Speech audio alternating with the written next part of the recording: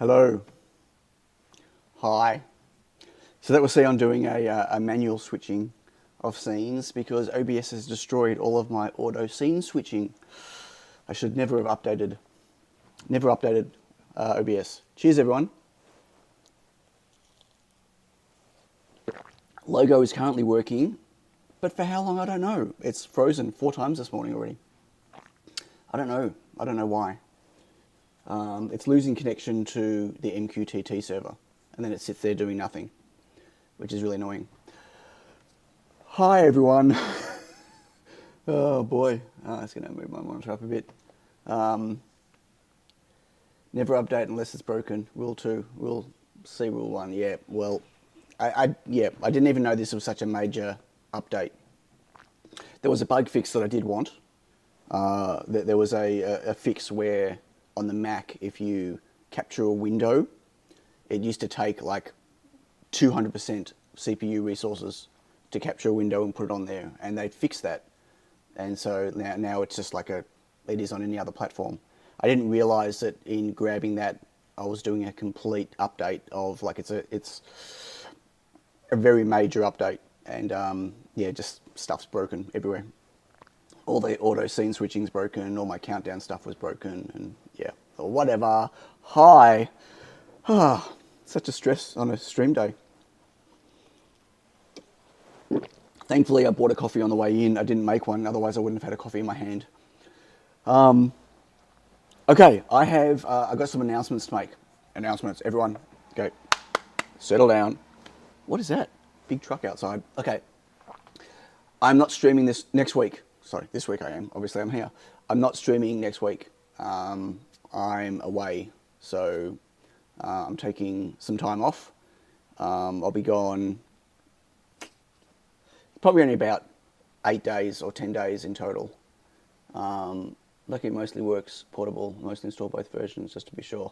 Yeah, as I said, I wasn't aware that this was such a major update until I installed it. Yeah, then I went and checked the update notes and went, oh, holy moly. Yeah, so no stream next week. I'm just letting you all know now. That will not be changing. I will not be able to stream. But the week after, yes. I do. So this is the first break I've taken since I think I've even started my YouTube channel. I don't recall having gone on holidays or anything during this time. This is not going to be a relaxing break. It's not a work trip. Oh wow, it's pissing down outside. Sorry, bucketing. Raining. It's raining. Is that an Aussie thing, or is that an everything thing? Pissing down outside. Anyway, I got a funny story about that word, but another time. Do you need to place orders to cover the cost? Oh, this is not a cheap trip, unfortunately. Anyway, I'm taking some time out for myself. It's not a family trip. It's just me. I'm taking some time out for myself. I'm only shutting down for, like, as I said, 10 days. But it'll be the first time I've had off work for a long time. You say passing down? No, P-I, but okay, or probably, okay. Anyway, let's say hi to everyone in the chat first. Let's kick that off. Can someone try the logo? And I wonder if my sound is working. Midlife crisis. Oh, dude, I'm way beyond midlife crisis. That was like 15 years ago. Yeah. Damn you, autocorrect. Okay, logo's working. Thank you. And talking? Is talking working? I'm going to have a heart attack. But RTC says working. Working. Yay. Okay. Okay, wait, before I do the roll call, that just reminds me, I've got a note in front of me anyway, but Mad Techie, I just want to do a shout out to Mad Techie. Mad Techie sent me his Nano VNA calibration demo board that I have been, that I've run on my VNA to see if my VNA does what it's supposed to do with this board, which it does not. But we're not talking about the VNAs today. Says like my finger and it glows. So we're not talking about the VNA today, but I just wanted to do a shout out to Mad Techie. Thank you very much. Super chat. Super chat is working. Thank you, Johnny, for handing out sex like it's worth nothing. I definitely said the X letter then, by the way, because that's funny. It's just funny. No, thanks, Johnny. Yeah, and thanks, Mad Techie, for the board. Much appreciated. Okay, let's go through and do chat, and then I've got another announcement to make. So many announcements. Yeah, I feel like I'm school principal. Okay. Good morning, Adam Bryant, Jerry, Mr. England, otherwise known as the person who draws penises on my laser. This is a X-rated. This is a for mature audiences stream today. Alan, hello. Austin Creations, MMO. Is that supposed to be a moo? Wagon Loads, hello. Graham Nobes, yawn. Yes, it was a bit of a yawn this morning. Antonio, hello. Rat Madness, good morning. Johnny. Mr. Explore, hello. Christopher Bransdale, hello. Cable Tie, up early. Wow, Peter. I'm impressed. Bit Bastille, hello. Okay, come on, scrollies. Why is my scrolling not working? Jeremy, hello. Has your package made it there yet? Oh, package was delivered today. Bonus! To your sister or to you? You have to go get it from your sister? But yay, yay. Can everyone hear that? The rubbish is being picked up outside. Wow, okay. Tishipu, hello. Henrik, hello. X-Micron, hi. Johnny B. Hello, Johnny B. Wait, isn't that Johnny Bergdale? Is Johnny B? Okay, this is confusing. Andy, hello. Embedded Hobbyist, good morning. Dave Paul Jones, Router. Hello, Router. What Rota says. Yep, always listen to what Rota says. Dutch Maker, hello. Dutch Taurus. No. Okay. Eliminator, hello. I'm getting really bad at this whole reading it out thing. Okay. Who have I missed? We are the Borg says squeak. I couldn't hear that because of the truck. So Mad Techie, good morning. Tony Lamont, hello Tony. Hope you're well. Mitchell R, hello. Just made it. Andy Mouse, squeak, squeak. Rick, hello. Stephen, hello. Nelson says just say hello to you all. Hello. What? Just say hello to you all. No, I want to say hi to everyone individually if I can. Adam P, hello. Thank goodness I work from home with today's stream. Yes. Well, you can watch my stream at work, no problem. I won't tell your boss. Okay, I think I got everyone. I could be wrong. Okay. So the other news announcement is I'm working. I for the first time working on a. Christmas says there are 49 million kangaroos in Australia and 3.5 million people in Uruguay, which means if the kangaroos were to invade Uruguay, each person. Oh, there wasn't enough text. Each person will have to fight 14 kangaroos. Wow. Good luck one person fighting one kangaroo. Kangaroos are vicious. They look cute, but they are vicious. They are dangerous. You don't want to fight a kangaroo. Christmas says Happy Christmas. Happy Christmas, crazy boy. Don't mention the no, we won't mention the sheep. No. So I'm for the first time working with someone else on a design for my product range. Yeah, whatever. So I'm working with Austin from Austin's Creations. Austin's in Canada. And Borg says spooky, scary skeletons. Okay, because it's Halloween almost. Hey, Brian's here. Hey, Ian. So yeah, I'm working with Austin, and he is working on a PoE Ethernet carrier board for my tiny XXX and Pro S3 boards. So this is something that I've had on my list to do for a really long time, and I've just never got around to it. And this is something that Austin's had a lot of experience with. And so, yeah, So this is kind of it's exciting and weird for me because I've never, worked with someone else on a design for me. It's always been me designing or it not happening. So it's pretty cool. So hopefully I don't know how long in the future, we'll have have to be a carrier board, not a shield, because obviously the size of everything. So a tiny S3, for instance, would plug into it.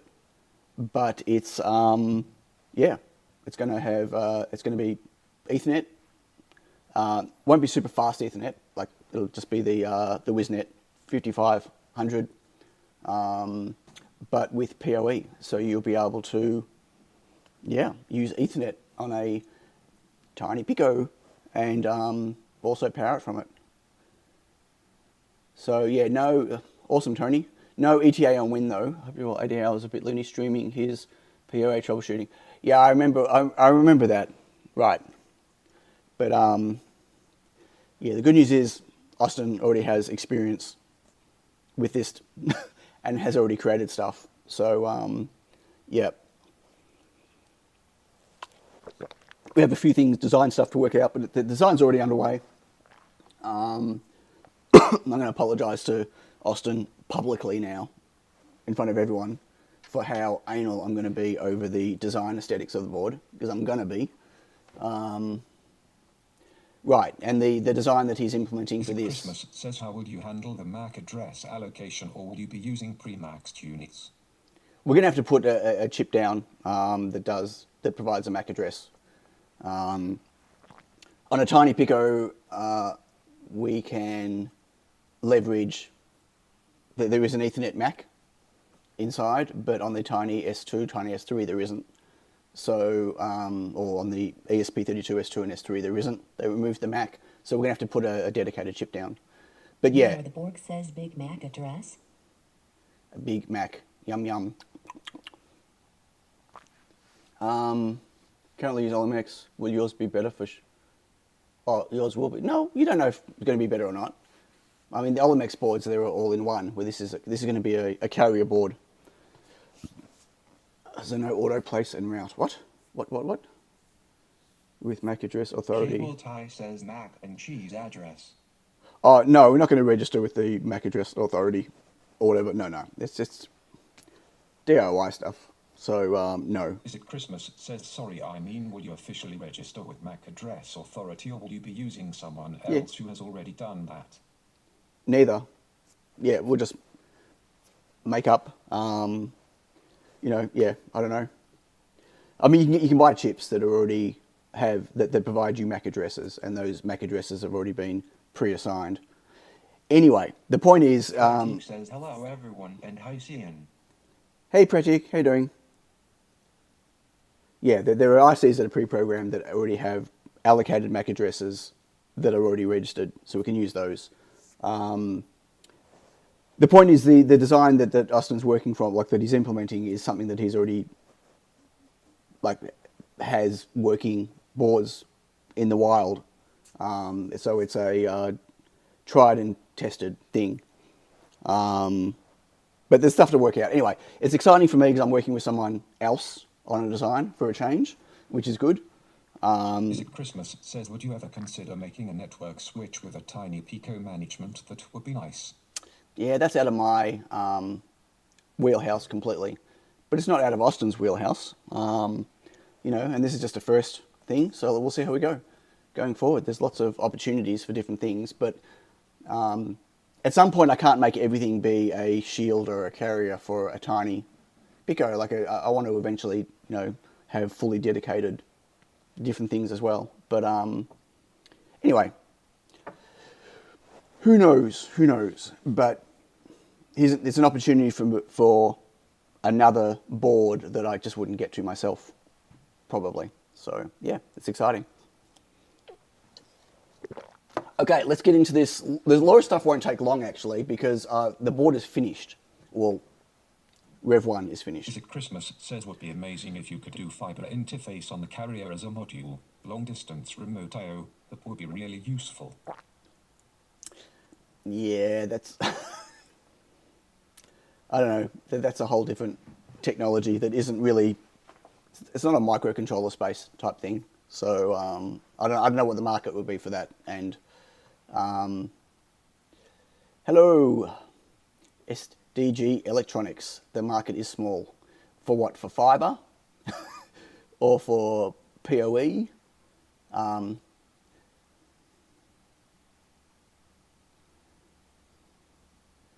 Hey, Tinkering Tech. Sorry, I'm just reading the chat. Yeah, look, you got to look at the marketplace and where people are, you know, for me anyway, are buying and using my boards and stuff. Christmas says 10 base 5. Never have any problems with that stuff. Yeah, but it's not also stuff that you see connected to a microcontroller. Like it's, anyway. I'm moving on to LoRa because I want to get through this. So I actually finished the board, the design, and I ended up going with both antennas, and I ended up not just joining them together. Can anyone hear that? That is going up. Okay, loud, big rain. One moment. So I have a leaky roof, and it's not because of the air conditioning, guys. I've got a leak somewhere that is running down one of the C-beams, and I need to get my bucket and put it on my stairs because that's where it drips. Okay, I just did that. Sorry, I missed that text, whatever that was. Tomorrow's going to be wetter, is it? Oh, great. Hang on. Yes, that is rain. That is big rain. I once spent 6 months in a leaky boat. Really? Trying to keep afloat? Yeah. Did you know? Did you fit the end connector? No, I didn't fit the end connector. Hang on. What? Gotta get in a spray foam. Well, it's somewhere up in the roof, like it's somewhere on the roof, and it's a 6.5 meter. I don't have a ladder big enough. I'm not going up there. And you can only do it in the rain, and I'm not getting up there in the rain. Anyway, so, okay. 2 days of solid rain. Excellent. The good news is the noise is just down that end, where there's none of this ceiling, suspended ceiling. Under the suspended ceiling, I can't hear anything, which is fantastic, because it used to be really loud under here. So it's only that front section there where there's no suspended ceiling. Christmas says, is this a hidden tiny Pico project in the works? Energy harvesting, water recover, water power? No, I'd quite gladly not have a leaky roof. Anyway, I have to contact the landlord about, or the estate agent. Anyway, I'm not looking forward to it. Okay, let's get back to LoRa. So what I did instead was, I thought, why not have a play with an RF switch? And that is what I did. I have implemented, whoa. Let's turn some of this stuff off. So I've implemented an RF switch for the first time. I've never used an RF switch before. And talk about having to sift. Super Tech! Woo! Beer money. Thanks, Jeremy. Beer money. It'll have to be vodka money. I don't really drink beer, but I'll drink vodka. So vodka money. But shh, not for the kiddies. Thanks, Jeremy. Really appreciate that. So I've never played with an RF switch before, and boy, are there like thousands of them, and they're quite interesting to decipher. So what I ended up choosing was this one here. So it's a Skyworks. I was probably always going to choose a Skyworks that I've been looking at for ages, and so this is it's a single pole double throw RF switch. And my choice of the reason I chose this particular one, well, from the 1,000 or so that are out there, I mean, even Skyworks have like 300 different RF switches and all different types of packages and all different capabilities, all the way up to being able to switch like 10 antennas, which is crazy. So the things you need to look for is what the range is. Okay, you don't get small range, like you can't get one just for LoRa. There is an insertion loss, we'll go into that in a moment, or we can see it here, but I I'll get to that in a moment. So, like, you can't just get a switch that is, 800 to 1 gigahertz, 800 megahertz, 1 gigahertz, right? They're all pretty wide, but I wanted to use something that was kind of fairly general, and the key for me was obviously the insertion loss had to be low. So this is 0.4 dB at 2.4 gigahertz. I'll get to the graphs in a moment. I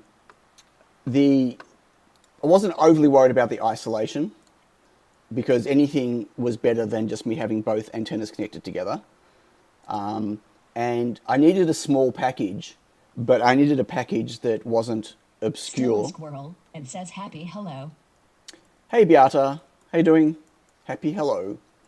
So I ended up having to go for this. This is a SOT 363 or a SC70. They do have what they call a QFN package version, but it's not. It's got this weird ground pad underneath, and I just wasn't sure. Hey Dave. So I ended up going with something that was just a known thing. And so the way it works is, let me just go. Was there a right? So here's the chip here. Basically, you connect two antennas to it, right? And you got your line feed coming in here into J1. And then you use V1 and V2 to turn it on and off. So you'd think that you should be able to do this with a single I/O, but you can't. You do it with two I/O because you need to be able to also turn them both off. And I guess technically you could turn them both on, although I don't know what the chip would do. So what you do here, I'll go to the schematic. I made it nice and easy.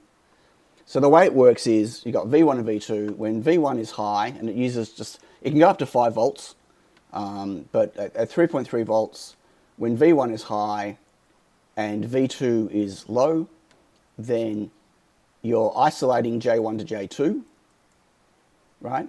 So J1 coming in J2, which is my SMA antenna, and you're doing insertion loss on J1 to J3. So you're opening up J1 to J3, so you're turning on the UFL connector. I see it on the board, external connection or onboard antenna. No, oh right, no, well they're both onboard antennas. We'll get to that. Now the only interesting thing about this is you're supposed to DC block both antennas and you're supposed to DC block the line coming in. Now every RF chip that I've seen, doesn't matter the brand, and it doesn't matter what the chip is and what the frequency range, they all say that you need to DC block these. In this case, they say that you need a 100 picofarad blocking capacitor if you're above 500 megahertz. But all of the boards that I've seen that actually, like a real board that has an RF switch on them, have no DC blocking at all. Now, I would have thought that DC blocking in this case is also going to detune the the antenna, and so it's going to be interesting. I've put the DC blocking on the actual antennas, but I haven't put anything on the LNA. But I do have a matching network here that I may or may not use. Most likely won't be using. Because it's going to be interesting how I'm going to be able to match for the antennas when I've got a switch in the way. But basically what you can see here, if I just turn that off and that off, I've got my LNA coming out, going into a matching network, comes into the chip, and then I've got my pulled low, sorry, not pulled low. Sorry, these are decoupled. These are 30 picofarad caps, right? Decoupled, they're my V1 and V2, so that's my I/O control. And then I've got J2 and J3 coming out through DC blocking to the UFL and the SMA. Now, I still plan to populate the SMA, but not populate... Sorry, populate the UFL, but not populate the SMA. I'll provide the SMA and someone can solder it on if they want to, but I won't be hand soldering them on, I don't think. But this way, via I/O from the tiny board that you're connecting it to, you'll be able to switch antennas. Hey, Jack McMack, moo, thanks very much. 50 ohm trace from chip to switch and match switch to antenna. Yeah, sure, it's all 50 ohms, but still, technically, with all of these components in the way and all of the extra solder blobs and all of the extra interference from everything is going to detune. It's going to detune the antenna trace, right? But I think it'll still be good enough. At the end of the day, it's going to be better than my original idea of just having them both connected all the time. So I believe this board is ready to go. Oh, except that's not nice. That was a bit ugly. Whoa.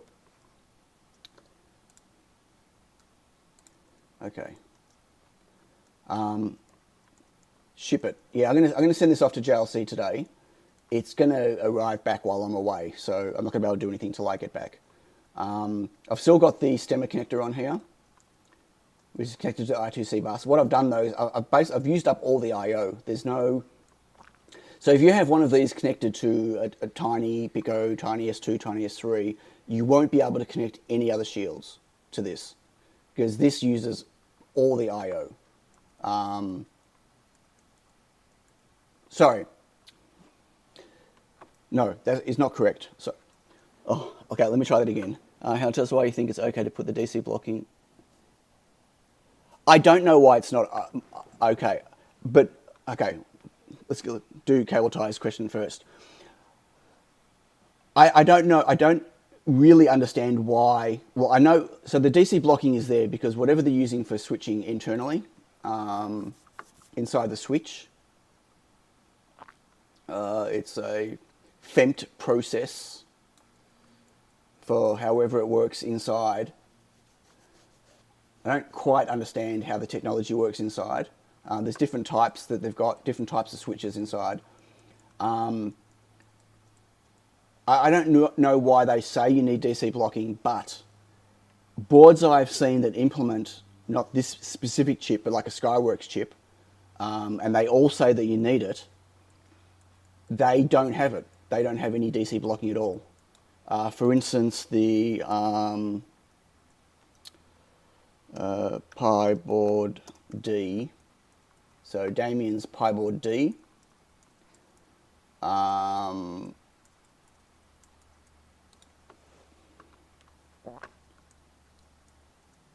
it's a 4-layer board, Sergeant Bond. I don't do 2-layer boards anymore for anything really.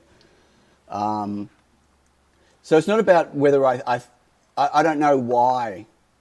So I don't have any thoughts either way on it, cable tie. Like I don't understand the underlying. Like the DC blocking would be there to negate something to do with the switches inside, right? But if you look at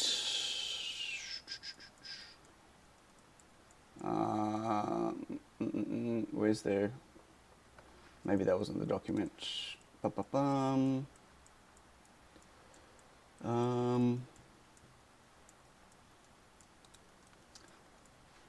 There is a schematic for this. I've got to find it.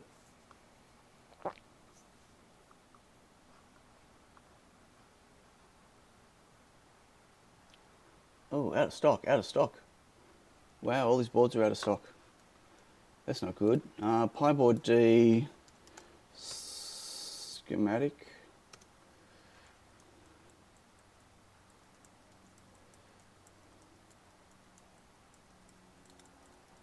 I thought it was here. Oh, design resources. Here we go. Maybe. KiCad sample 3 model. No. I have found the document before.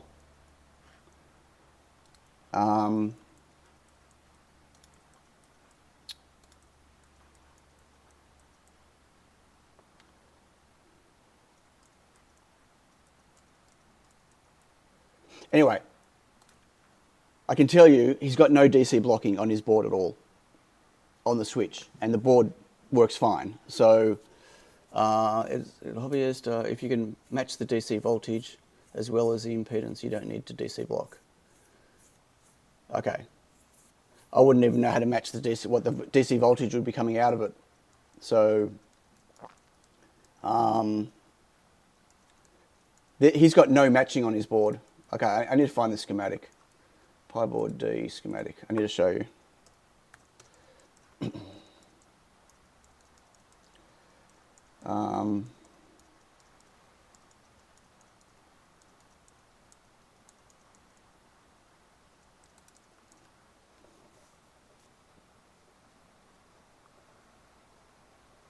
Okay, for schematics, that wasn't the link I normally used, but yeah, it's very hard to find.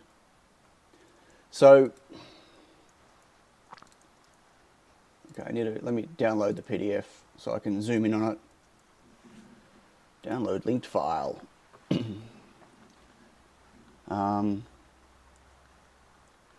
just running back. Sorry. It's because the switching node inside the chip is biased. Okay. Great day, I found it before. Well, it's really hard to find. I don't know why he makes it so hard to find them, but whatever. Okay. Whoa, that's big. Now I can't see. Okay, so here's his schematic. He doesn't actually mention which it's a Skyworks he uses. He doesn't mention what it is. But you can see here he's got his decoupling. He's using 10 picofarad. I'm using 33. He's got going to his antenna chip, an antenna UFL. He's got these coming out, and he's got an antenna coming in, and he doesn't have any DC blocking on them. Antenna, there's no other DC blocking on his document that I can find, unless it's hidden somewhere else on a different page, which I don't understand why, because this is the RF page. So, no DC blocking antenna. He's got no matching. There's no matching network at all on his board.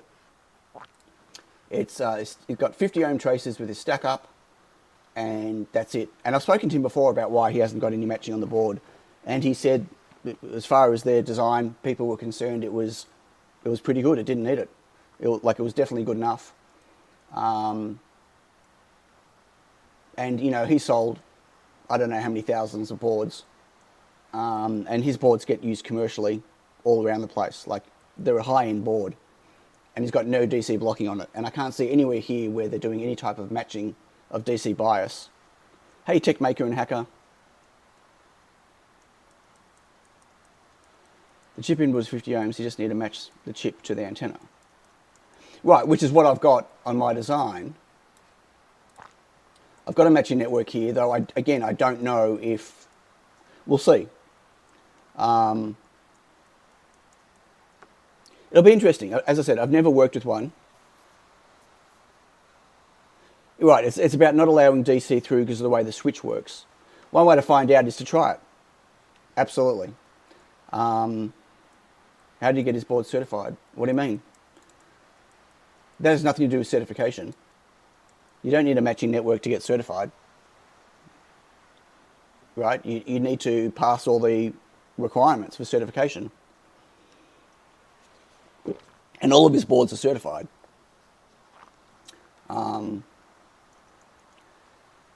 What was the transceiver chip?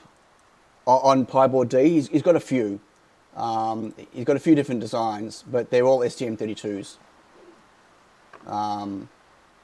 So he's using the same, or I don't know if it's exactly the same module as the Pico W, the new Pico W.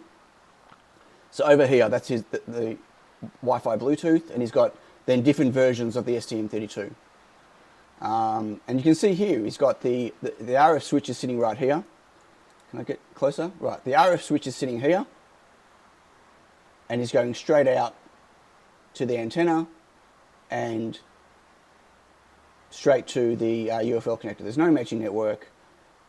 There his decoupling over here, and that's it. That's all he's got on his board. Hey, Paul's project. And yeah, so where's his? and it's just all variations. So that's using the STM32 F723, that's using the F722, here's the F767, just different bigger STM32s, but all of the radio stuff's the same. It's not about connecting two traces together and having different on them. If they say you need DC blocking, it could be that their switching puts a DC voltage on the pin. Yeah, I understand that. The DC blocking... But again, okay. That obviously wasn't to me. Okay. It's something to do with the switching process inside the switch. And I started reading up on it all because, as I said, there were different types. There's like 2 or 3 different types. Like, you know, FEMT, gas, IC, like, yeah, I don't know what that is.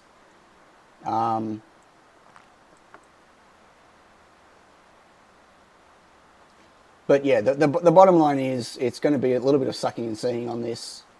It's going to be quite hard to measure.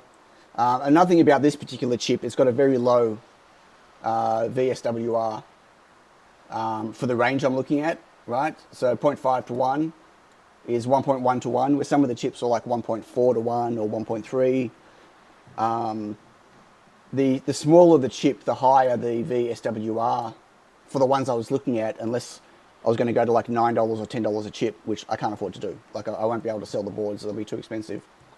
So you can see here the insertion loss is it's pretty low.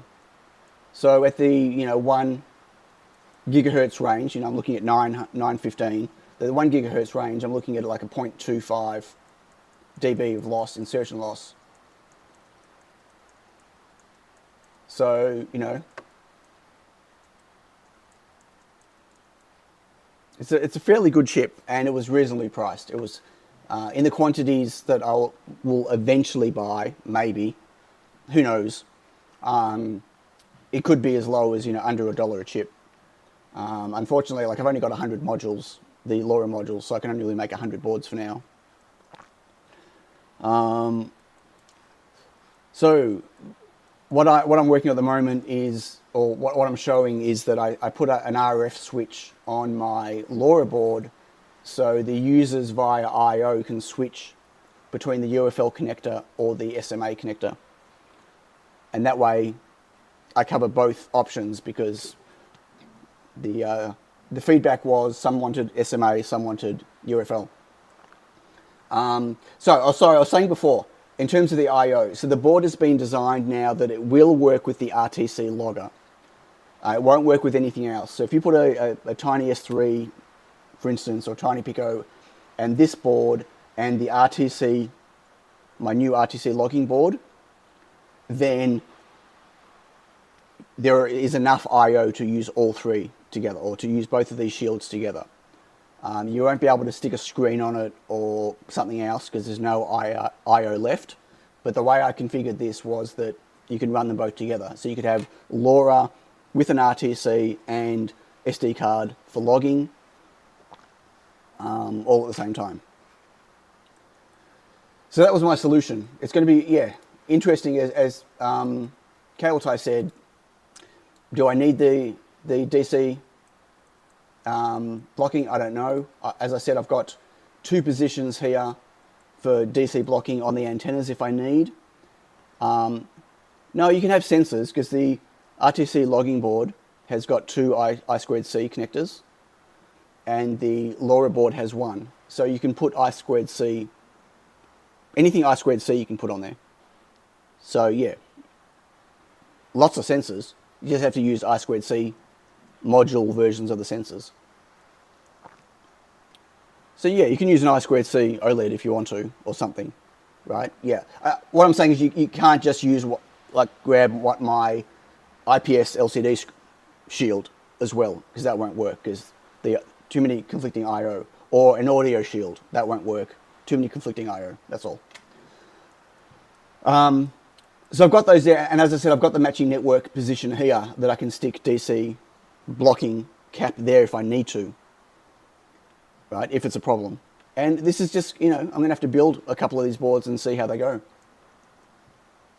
So that's my LoRa board. Yay. Switch back to here for a moment. Like, I'm excited to play with an RF switch, and I'm also a bit, you know, don't really understand enough about them, how they work yet, to be confident that this is just going to work as is, but it might just work as is. I don't know. If it does, great. Yeah. And I also ended up, sorry, just for those that actually, hey, DIY, I ended up putting, to turn it on and off, I've actually put an LDO on here rather than using a FET. So there's a power I/O that you can, that by default is pulled low.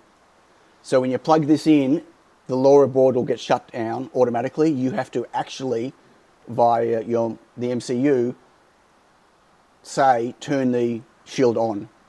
And all the power coming in, even if you connect it via battery, which goes through back to the board and then back in, none of this is powered up unless you set that I/O high.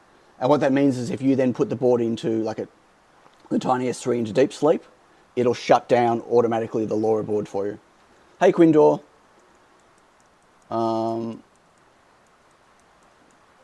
Yeah, it's not recommended. Well, there are stacks of chips that are not for, you know, new projects. But, you know, there are hundreds of thousands of them out there still to buy. And I'll be lucky if I make and sell 100 of these. Well, I might make 100, but, you know, I don't even know if I'll sell 100 of these boards. So I'm not worried about part availability. And there's plenty of other alternate parts, even from them, that I can swap it out with. So it's not a big deal. I generally don't look at not for new projects type requirements on products. Like if I can source the quantity I need or double or triple the quantity I need, I just do that and use those. It's not such a big deal for me. You know, just because I make a lot of microcontroller boards and, you know, and I've sold a lot, in terms of my shields, I sell a very small quantity of shields. My shields are very much not a profit center for me, but they're fun. So it's normally a 3-year warning if it's going end of life. Yeah, and there are stacks. I mean, Mauser have got 30 or 40,000 of these in stock. You know, I think I ordered, I can't tell you, hang on, let me just see, how many did I order? I ordered a lot. I hope it's a good part. I hope it works, because I ordered a lot of them, but not that many. As in, okay, that was a bit of a contradiction. What I mean is, I didn't order a reel of them, but I ordered 250 of them, right? I only have 100 LoRa modules, of which I'm going to use a couple on doing, you know, testing and revisions, whatever else.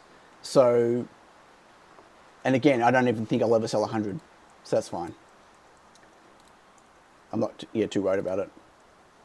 Yeah, it'll be available for a while, in my time frame. And then at some point, I'll probably move to one of their QFN type versions of the chips, which are even smaller. But if I can get this working, and I can nut it out, get it working, and whatever, then it gives me the opportunity in the future to, you know, to have, you know, UFL and onboard antenna switching for future products, right? Like right now, all of my boards have onboard antenna, except I did make that variation of that new variation of my Tiny Pico that has a UFL connector only, but it'd be nice to have both, maybe. Yeah, the Wio E5 modules look really cool. Is there something specific you're doing with it, Steve? Or is it just having a play? God, that rain is full on outside. Okay, so I'm going to switch back to here while I now get set up for the next thing, which is something I'd planned to do, and then I got distracted. Got distracted, as I always do. So open.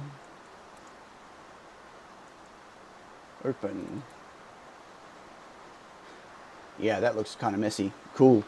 Trying to make an RF relay. Ooh. An RF relay with LoRa? Interesting.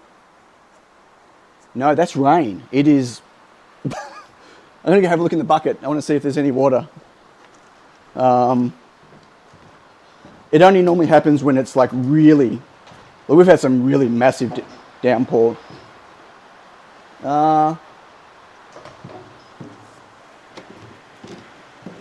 Only a couple of small drops. It's not heavy enough to not heavy enough yet. But you never know. Okay, so when I made my RTC logging shield, I always planned to make 2 versions. But it's not an internet connected device. I apply to the TX and a remote relay mimics the input.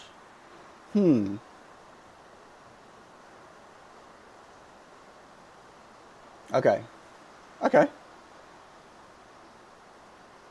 Interesting. Are you going to do that on your channel, like in a video? Hey Sol, that'd be cool if you do.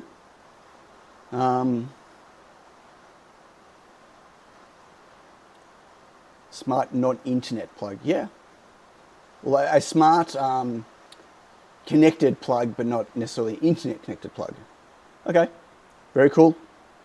So I always plan on doing 2 versions. This one, and then once it worked and it was all verified, making a FeatherWing version. For those that don't know what a FeatherWing is the name of a shield for a featherboard. They don't call them shields, they call it a feather wing to go on the feather. So they should really call this bird, because then it's got wings of feathers. Anyway, not LoRa just the LoRa part. Sure. I'm actually interested in doing LoRa to LoRa communication in here, just for, rather than using Wi-Fi. Like I've got my little temperature sensors everywhere. Well, everywhere. I've got 3 temperature sensors, upstairs, downstairs, under here, and then at the production area, and which I monitor. And right now they're just sitting on Wi-Fi with MQTT and just, you know, spamming the network unnecessarily by being connected and alive. I'm kind of interested in doing just, you know, device-to-device communication with LoRa. I thought that would be really cool. Anyway, so I have started. When I say started, it's a mess. So I haven't made any FeatherWings before because it's pretty much it's a saturated space. Like Adafruit makes stacks of FeatherWings for their featherboards. Obviously, the feather design. Yeah, I can. Hey, Fire Developer. I'll yep. Once I get past this, I can talk about where that's going or where it's at. Sure.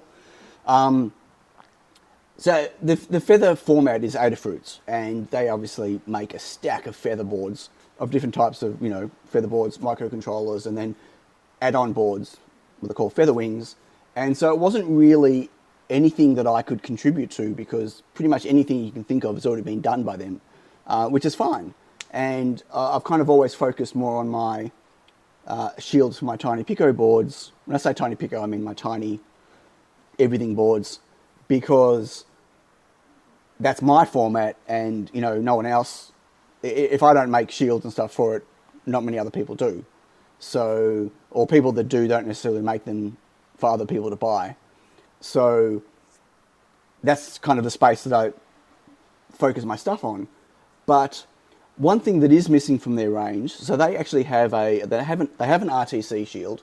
Now let me go to Adafruit. RTC FeatherWing. Is it ETC? Oh, that auto correct me. Right. So they have what they call their adder logger, which is an RTC plus SD card, right? And they also have their precision FeatherWing that doesn't have an SD card. So they have one of each, but they don't have a precision RTC board with logging. And so that's what my board is. Like, my board is a really high precision and low power RTC, but also has the SD card and the stemma QT connectors and stuff, which again, these don't have on their board.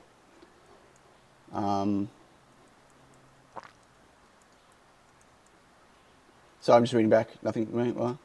What about Zigbee instead of LoRa? For me, well, no Zigbee chips yet with the stuff that I work on. Soon, when Espressif have their Zigbee stuff, maybe, but for now, it's it would be using LoRa just to play with internally would just be a way for me to work with my own shields. So yeah. So I thought, okay, well, maybe I'll make my Logger version of as a FeatherWing, that it might be something that's useful for people. So that's what I kind of had this, and then I thought, I got distracted and I never kind of went any further than this. So obviously, because it's a much bigger board, I've got plenty of space.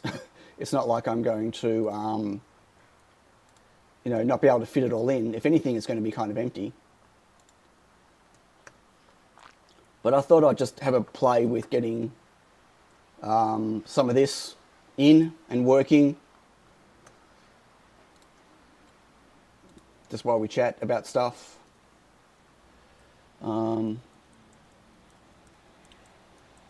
It is hex, but you can't. What do you mean? Oh no.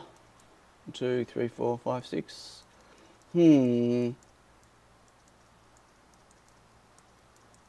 Should be. I can't remember. Yeah, it should be hex. RGB, but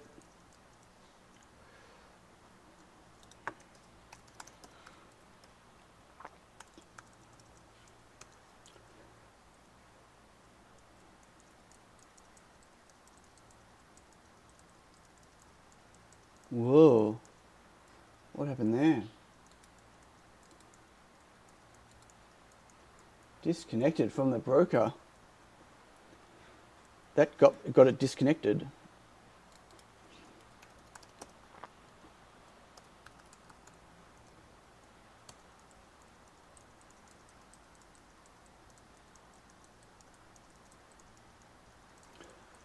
Something's not working. Alexa, turn off logo.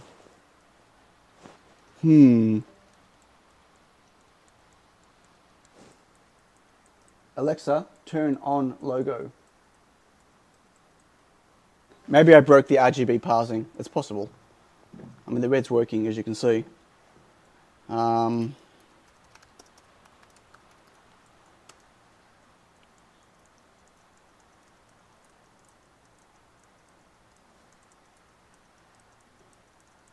And that's breathing, but only 1 pixel. Yeah, I don't know what's happening. Something's broken.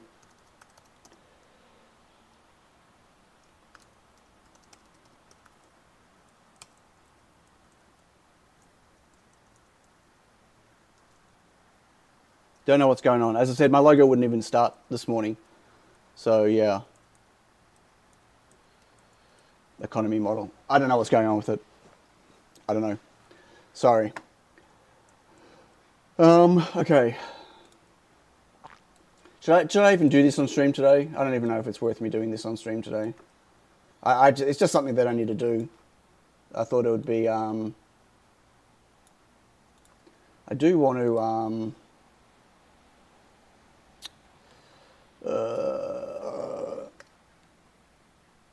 yeah. You can't change color on that mode. You need to be on one of the color changing ones. Yeah, see, rain's also. Oh, that's. Yeah, there's no trails on the rain. Just let's not use the RGB thing. I think that's the issue.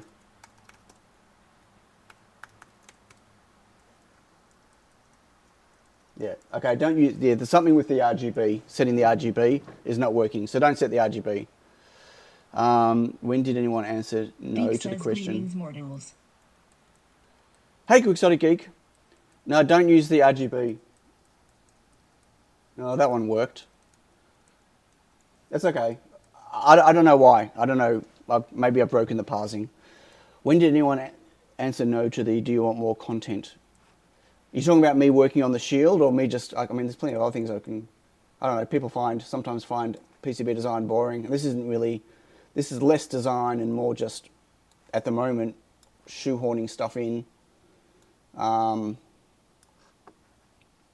Like there's a lot about this that, like I don't need the JST connector, for instance, because the Feather has. And then I have to decide what I'm doing about which feathers this is going to be compatible with, because my boards have the second LDO on this pin here, but no other feather board does. So I can't use the second LDO to control this for power on and off and stuff when other boards don't have it.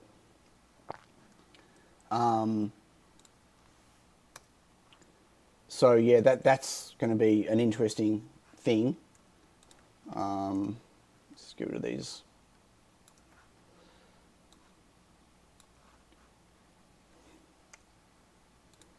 For those that aren't aware in KiCad, whatever, if you're on a layer and you hit the H button, it highlights like this, like it and dulls everything out. And then if you push it again, it completely isolates it. So it's a nice way to be able to quickly get in, rather than turning off other layers, just to get in to delete stuff, for instance, like this. And I can hit H again and it's back.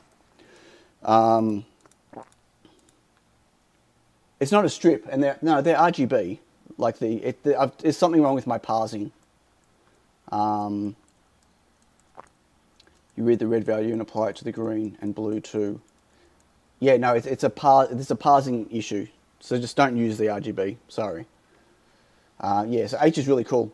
Otherwise, you've got to go to the side, you know, and then hide this, unhide this, or whatever, which you can't really see that. Sorry.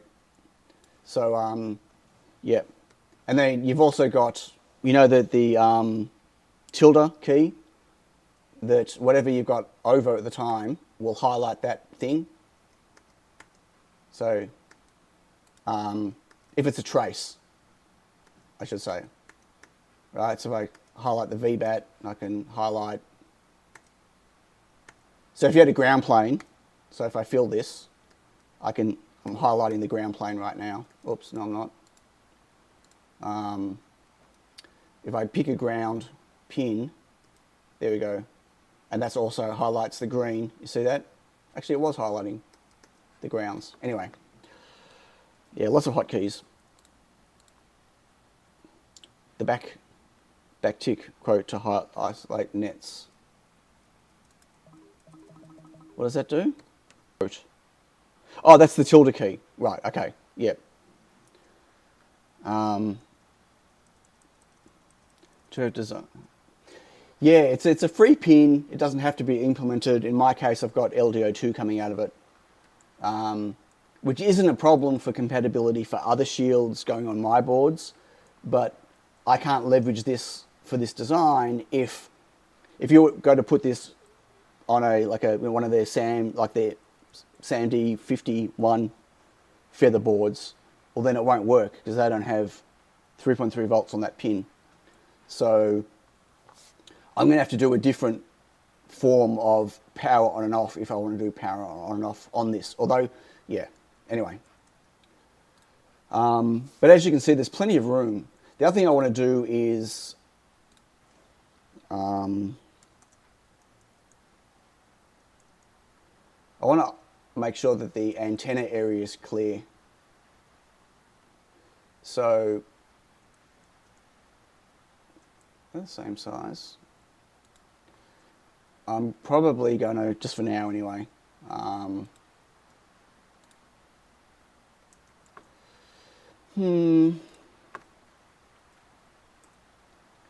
Do you also know you can lock an axis when you're moving? I'll do that again.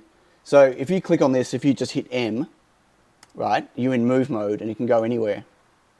But if you click on it, and this same works for D in here, so if I hit M, try again. If I hit M and I don't do anything, and then I use the arrow keys, either up, down, or left and right. So if I go left and right, so if I just go left, 1, I hit 2 keys at the same time. Try that again. If I go left, I'm now locked on the horizontal. See that? It won't move up and down no matter what I do because I locked it in that direction, which is really cool. I use this a lot if I want to not move it off in one particular direction. Hey, Photochromax. Or you can just keep using the arrow keys like this. You got to remember though to hit enter to lock it. If you don't hit enter, then if you move your mouse, it'll then move. And the snapping on the edges like this, like to get lines together, is really cool. Now I'll do that closer. So as you move it, when you get close, this snapping thing, it shows you the circle. That means those two are connected now, which is pretty cool. It makes it really easy to work with stuff that's on a grid. Yeah, that doesn't work. I'm going to need that to...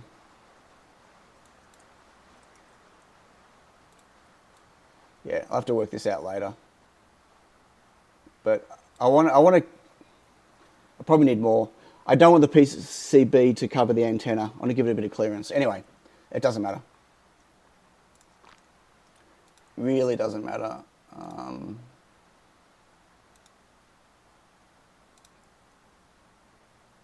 Just for now, I'm closing it up because I want it to be a solid. But yeah, I'll fix that later. LoRa feather as well as a tiny pico shield, or instead of. Not instead of. No, there's already LoRa boards. There's already. Adafruit already have a LoRa FeatherWing and stuff like 900 megahertz, 433. You know, and then there are other people that already have LoRa feathers. Like it's a saturated market for that type of stuff. So yeah, I don't know if that makes sense. Like, as I said, I haven't done any FeatherWings before because it's a marketplace that's already quite well supplied between Adafruit and a whole bunch of other people that are leveraging Adafruit stuff. You know, there's really no space to build any products. Like, everything I built would be completely competing. Ooh, Mark's been taught stuff about KiCad. Ooh. I'm learning KiCad stuff all the time, so yeah. But in terms of this logger, there isn't one quite like mine. So there's no logger that they have or that I've seen that has the STEMMA QT stuff and high precision and SD card logging all together. So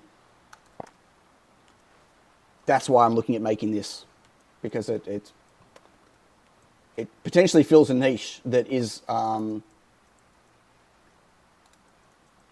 that isn't already being catered for. Whoop. KiCad's still got a few bugs.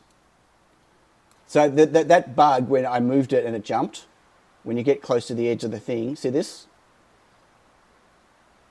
Bit hard to see. That I reported that in 6, and it was marked to be fixed in 6.01. And just before 6.01 came out, it was pushed to 6.02. Before 6.02 came out, it was pushed to 6.03. Anyway, it's just been pushed to 6.08. It keeps getting pushed and pushed and pushed. How about a stepper driver card with...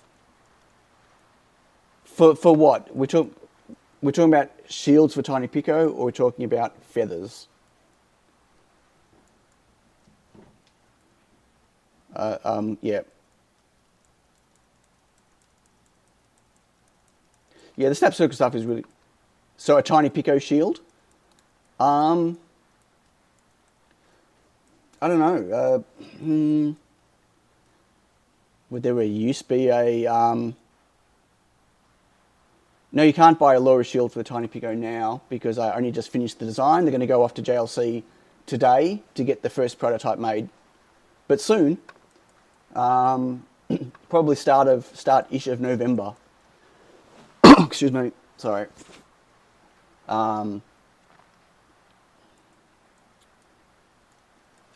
probably only be able to stick a single stepper thing, and there's already stacks of, yeah, I don't know. Can we see the design? Yeah, you got to go back to the start of the stream. I just spent like an hour, almost an hour going over the LoRa stuff. Sorry, Quixotic Geek. Yeah, just rewind the stream, and you'll see it all. Do you use a leaded solder or unleaded? Only unleaded. I can't use leaded solder and chipboards. It's yeah, no, only leaded. Hello, Dr. Nick, by the way. Okay, I took that off.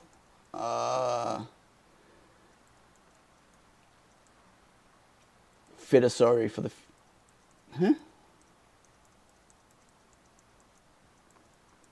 Well, it'd be FeatherS 2, FeatherS 3. It'd be compatible for both.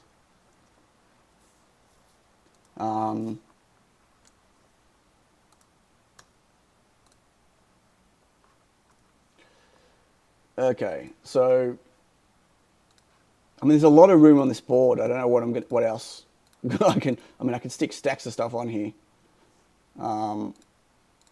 Oops. Let's get rid of some of these wires just for now. I don't need those. And they're my fiducials, onboard fiducials. I don't really like the idea of the SD card slot hanging out the back over the antenna. Getting late. Sorry, it is getting late for you, not for me. Don't need that. And you all know about U. If you click on a bit of a trace and hit U, it selects the whole thing. And you can actually keep pushing U and it'll keep selecting beyond a component as well. It's pretty cool. So like if I click on this here and I click U, it connects all the blue, yeah? But then if I hit it again, it also then grabs the via and it switches layers. What's the antenna doing on this board? There's no antenna on this board, but this is this sits on top of a FeatherS 2, FeatherS 3. So I want to clear the space of the antenna. I don't want to cover the top of the antenna. I don't. That's a bit of a weird question there, Dr. Nick. I mean, the alternative to automotive parts is not general cheap. That's not. They're not the opposites. Like it's not you choose automotive or you choose general cheap. That's the automotive requirements. They have a certain set of requirements for components that other industries don't need. Like for instance, temperature, right? So generally with automotive components, you need a broader temperature range of how hot they can go or how cold they can go. For other devices that aren't going to be on a car that's sitting out in the snow or that's sitting in 40-degree heat, don't need such temperature ranges. That doesn't mean that they're cheap, because some of them aren't cheaper, and it doesn't mean that they're general. It just means that they don't have necessarily such a range. Or there could be other requirements depending on the component for what makes something, certified for automotive use. I don't look whether it's automotive or not. It's irrelevant to me. Like for when I'm designing, I'm looking at an appropriate part, and if it's in stock, if it's got the right, characteristics that I need, if obviously price is important to me, but I won't pay less if the characteristics aren't correct, if that makes sense. So for instance, the RTC I'm using here is an automotive grade RTC, but not because I chose that, it's just because that's what it is. I RS mess with SD cards if it's above the antenna on the next PCB. Well, it's more that there's a big chunk of metal that will be sitting over the top. So a big chunk of metal that's sitting over the top of the antenna area. And then you've also got the SD card in there. And then when it's in there and it's reading and writing, you've got high-speed signal through the SPI bus. So it's just, you know, if you can avoid sticking extra metal and extra signal interference for crosstalk and stuff, not much crosstalk, but just general interference, if you can keep that away from the antenna, then should. And in this case, I could actually put the SD card slot on the other side.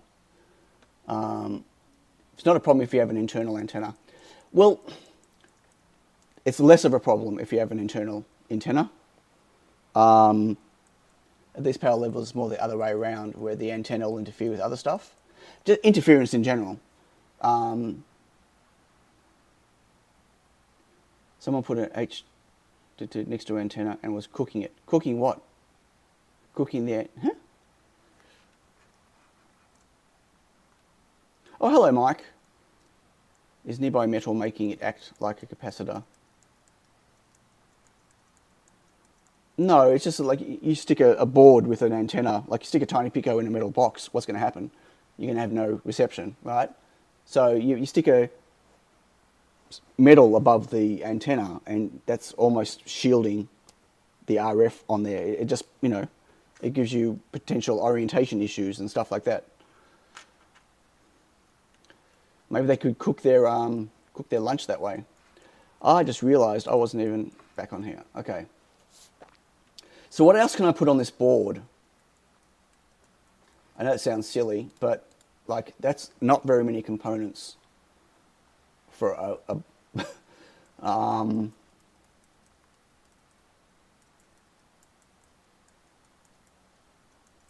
kittens. Put kittens on the board. Meow.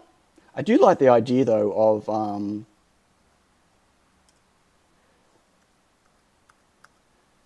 maybe having the SD card on this side. Can hang over where the USB goes in. I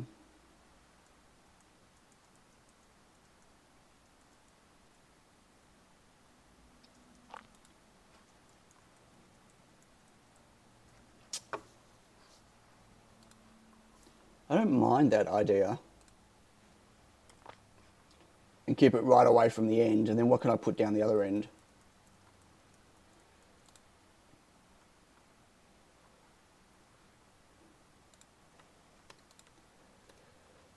Lots of space. You could fit some LoRa stuff with 2 antennas and RF switch in that space.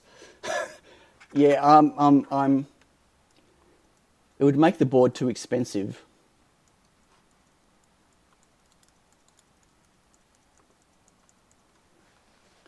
Like the LoRa board's going to be expensive because like the chips themselves are costing me almost $9 US each just for the modules. You know, the LoRa board's going to be yeah. So there's no point making a shield that has everything that has more than what people need, and then making it so expensive that no one's going to want to pay for it, because that kind of defeats the purpose. And not everyone wants LoRa. Not everyone that wants RTC and logging wants LoRa.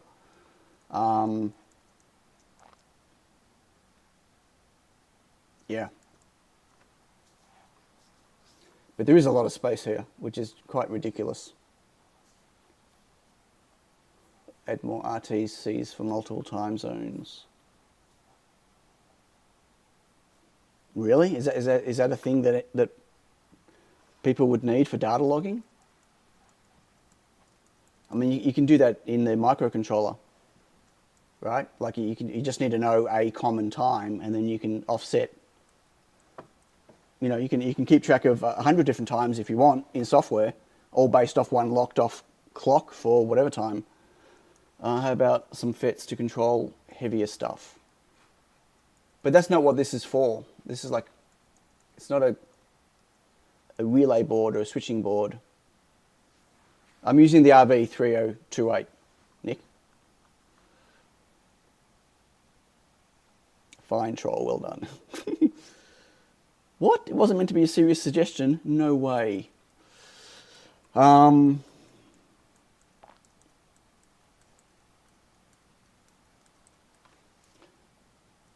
I missed the iron. I missed the iron. You mean the irony? Yeah.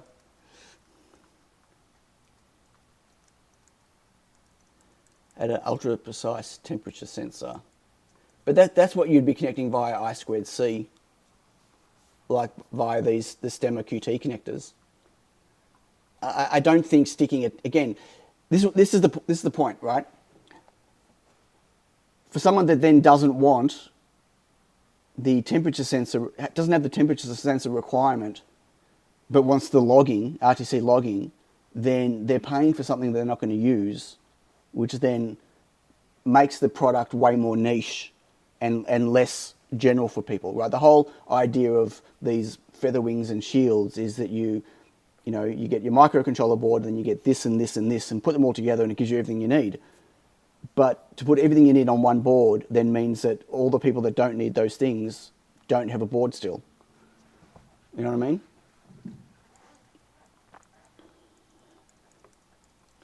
Make a cutout in the board.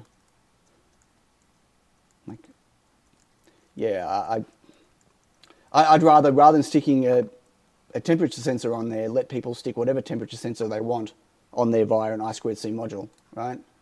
So, if it's the TMP, was it 117, right?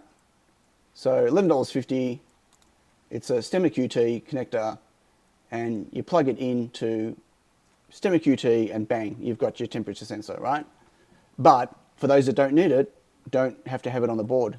That's the whole point of having the stemma QT connectors and having two different buses like I've got on my RTC Logger, so you can actually have two different I2C buses, or use one of them for something else like a UART. Yeah, I'm not saying I need to use all the space, and maybe I don't know about the whole idea of sticking some prototyping area. I think that's just done to fill up space. Does this go on top or the bottom of the feather? And good morning, Michael. It would go on top. Otherwise, you can't get access to the stemma connectors. Then we go back to kittens. I can do pictures of kittens. I can stick, and also anything else I put on is going to chew up I/O, which is then going to also potentially make it incompatible with other things. Like, for instance, I could stick an RGB LED on here, or a bunch of RGB LEDs on here, which adds cost, whatever, but takes up an I/O, and that I/O might be an I/O that is required for another FeatherWing that they want to use on here. Like maybe they might want to stick a Feather S3, this, and one of the screens, one of Adafruit's TFTs, like TFT FeatherWing. Like they might want to stick one of these on, for argument's sake, except they're out of stock. Right? Well, if that's using an I/O that I'm using for a feature that they don't need, then they can't use that board to do it with it. It's a problem. Like, yeah. 8x8 pink LEDs. Always the pink LEDs. Why not put RGB LEDs and make them pink? What's Beata doing? Exactly that. Exactly what? All the I/O on the short side's taken up. Yeah, and that means that you couldn't use something like this. I'm pretty sure the pin out for this will be using both sides. And there are so many FeatherWings already. So if you look at the wings section on Adafruit's website, very proto. Like including DC motors and steppers and whatever, GPS and see, Ethernet FeatherWing. Like there are just so many different FeatherWings out there that compatibility becomes a problem. E-paper, like e-ink, screens, oh, is it DigiKey 1, RGB LEDs, 3 buttons, 3 chip select lines, added just a line for the screen, right.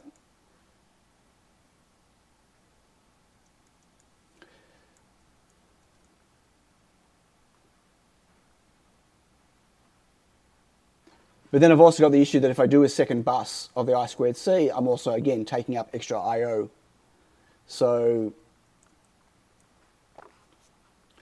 actually, serious suggestion, pads to do addresses for the I2C. You can't change the I2C address of the, it's not changeable on this RTC.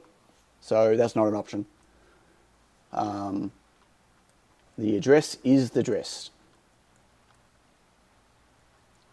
And an SRAM on the screen's board, but no stemmer, dang it. You should put a stemmer connector on there, for sure. And that was another thing I was thinking of. I could stick some, if I could source some eMMC. What's the big component that's below this? That's a button. Definitely an extra button, maybe to do some extra triggering for stuff, but this is a button to be able to trigger and wake up the RTC to then fire and wake up fire an event to wake up an ESP32, for instance, if it's asleep. Yeah, the RTC Logger already has a button. Has a button on there already, but it's connected to the RTC, not to the ESP, like to the Tiny Pico. But it's connected to the RTC, and then the RTC is connected to an RTC I/O pin on the Tiny Pico. Make the whole shield an I2C one using an AT Tiny. I've thought about that. It's just so much work to do that, and then you're basically limiting what the board can do based on whatever firmware you create. And so like Core Electronics have already got oh,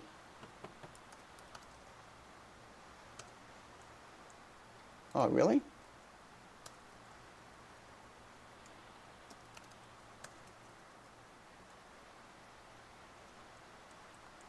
Interesting. I don't know why that was. So if I go to the RTC, they've got one of their Makerverse and their PicoDev. I don't know why they've got one of each, but so they've already got something that's using the same RTC, and you know, oh, that one's just for pins, and then I think the Picoverse one is right. Here we go. It's got so like you can already do that. There's no point in me doing that because you know if you want to stick this on your own, you know, stick it on a I2C bus, you can.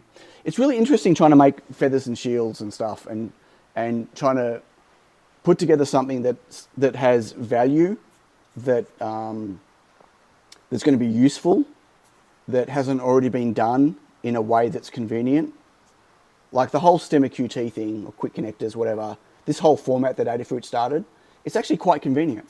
You know, you can chain up different modules. Sure, it's not compact, but you can chain up different modules and you can kind of plug in anything you want. Hey, Aaron. And, you know, you don't have to necessarily, like, you know, having a FeatherWing. You know, like you could, I've got my Logger, right? But you could just go a Tiny Pico with my I2C breakout and one of those, and that, you know, okay, you don't have, actually, I think they've also got an SD card. There we go. It's not a stemmer QT, obviously, but because it can't be, it's SPI. There you go. So you stick one of those and you stick the other module and whatever, and you've got the same thing again, but it's just not all on one board. A buzzer, yeah, could put a buzzer on it. For what purpose though?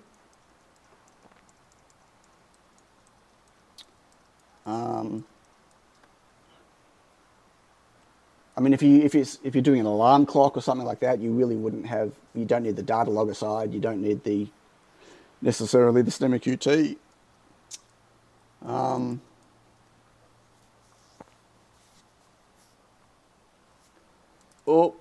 Oh, my chat disconnected. Why did that disconnect?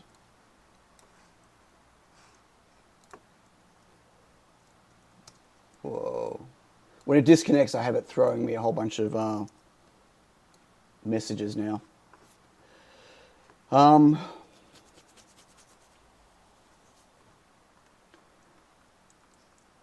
guess I got to think about this a little bit more, maybe. Like, and how much does that stick out?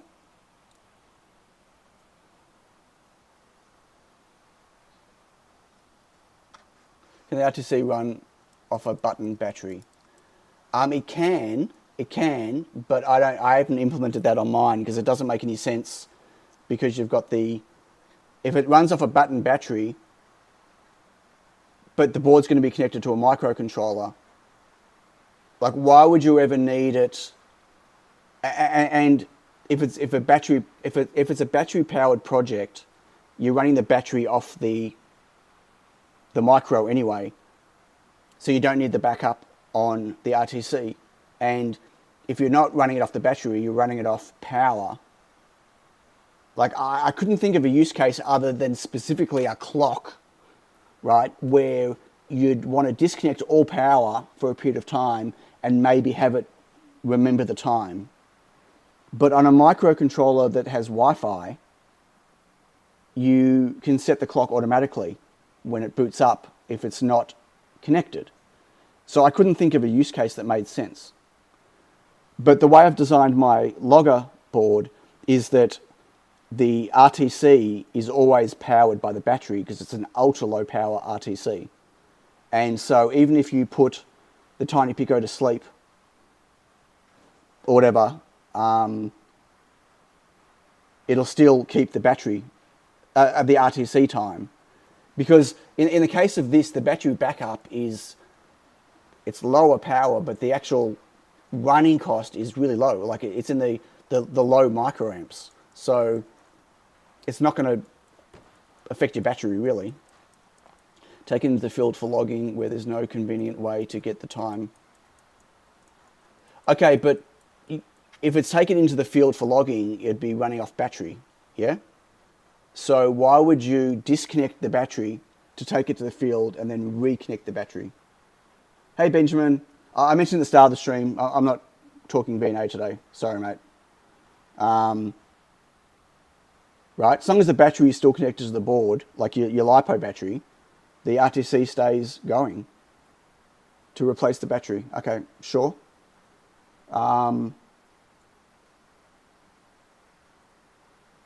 Yeah, okay, well, my board doesn't have a battery backup. And then there's also an issue now for battery, at least in Australia anyway, is the requirements for selling something that has a battery connector on it now. So there's a very big reason why they went super caps and there's no battery connector on here. That's using a super cap to keep the RTC alive. So there is an issue now with anything that has so what's an example of something that's got a battery? Do they have any RTC with a battery connector?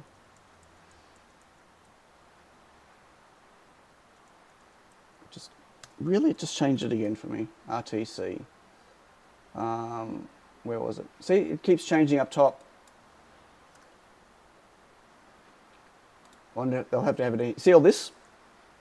So the Australian government has done this ridiculous thing now where if anything that you sell, even if it doesn't come with a battery, like a button battery, but it has a space for a button battery, like it's basically you're liable, like you have to, so I don't really want to have to go down the road of having to cover myself and do all this stuff here and then do it at checkout point and then have to have a thing where someone has to sign their life away when they go to buy it and blah, blah, blah, blah, blah. Just because it's got a battery, like a holder for a battery. So I want to avoid sticking a battery connector on there. to be honest with you. Even if I've got space for one. You could solder, you could use a solder in one. Would last for years still. Yeah, possibly. I could always stick a super cap on here as well. Plenty of room for a super cap. The RTC, you want the, what do you want? Could you use, no, can we have a link to the RTC? Yeah, hang on. To the RTC on. Was that funny?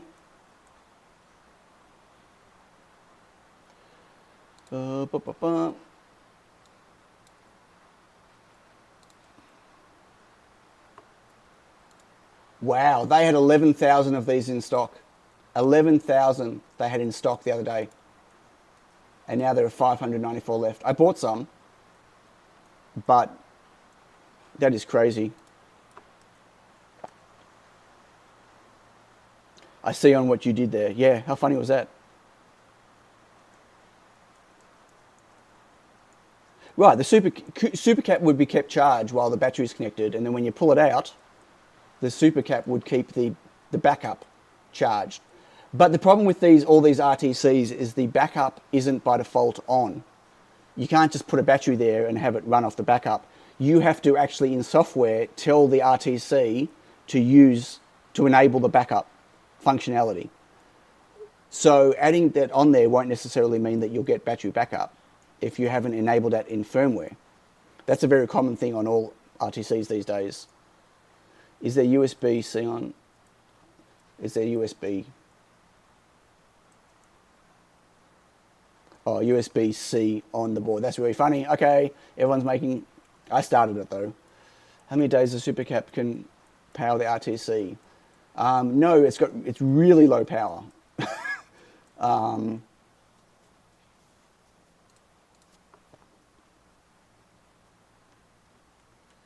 So 45 nanoamps at 3 volts,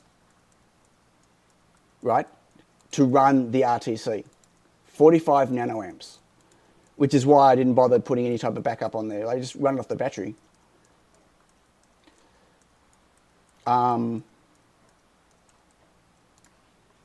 Yeah.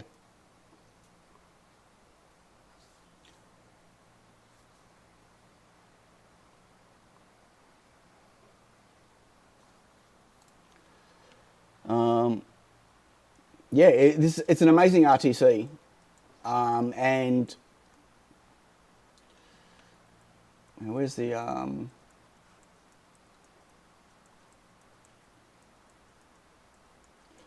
okay, current consumption for timekeeping mode 45, maximum 60 nanoamps. So I can't remember what it is for in backup mode. This is not... Where does it say?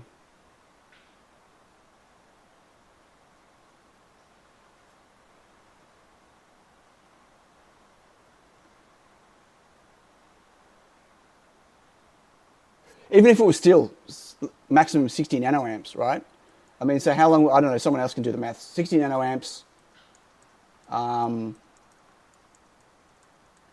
off a backup battery, off a super cap. I don't know. Like, what, 100 MF? What size super cap? I was looking at super caps the other day, actually, but they're big. They're very big. But would fit on here, sure. So what would be a good super cap? Let's look for super caps. I know nothing about super caps, nothing at all. Super cap,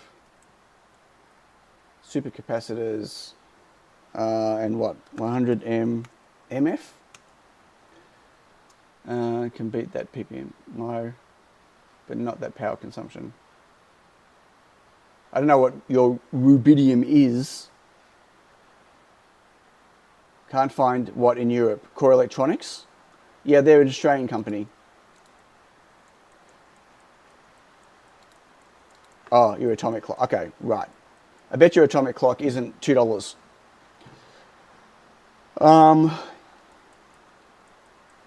100 MF, 5.5 volts. That's interesting. I can't go 5.5 volts, I don't think. What can I go? 5? Oh, 5.5. Woo! Super cat. That's really funny, Mark. Thanks, mate. That's really cool. Super cap. Okay, I can go up to 5.5. Oh, look at that. Expected. No stock. Well, there you go. Let's go back to supercapacitors, ultracapacitors. Okay, let's get rid of that. Let's go in stock. You don't have to run the capacitor's rated voltage. Yeah, sure. That's really funny, Mark. That was really funny. Thanks. Well, it can go up to 5.5 anyway, the RTCs. That's fine. So I really don't know anything about them. So what type of supercap do I want? I definitely want surface mount. Electric double layer capacitors. Hey, Yumbo Prime. Voltage rating. 5.5 and below. Apply. What are we left with? Doesn't have to be really big, just needs slow self-discharge. Sure. Is that what I'm looking for? Is that a thing? Discharge? What's life? No, I want 5.5 volts and below, not above. I did 5.5 volts and below.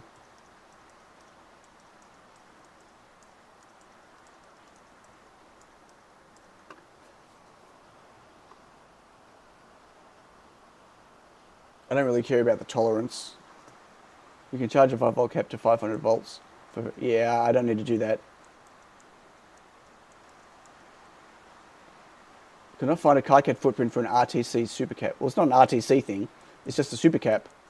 I use the Chemet FC range. Hey, Tech Nebulous. Okay. Again, I don't know anything about supercaps. So, holy moly, they're expensive. 3 in stock. Okay, $2.70 for these ones. 0.1 farad. But how? Okay, I don't know how long that would take to discharge. Like, what's the maths in working out discharge rate for a supercap? Anyone? Supercaps, as they are like caps, but super. They got muscles. Yeah, is that what they are? It's an interesting looking supercap. Looks like a crystal. Look at the data. They're supposed to take up on a PCB. Well, yeah, they're big. Look at the data sheet. Sure. I'm just looking at what there is here and what the prices are.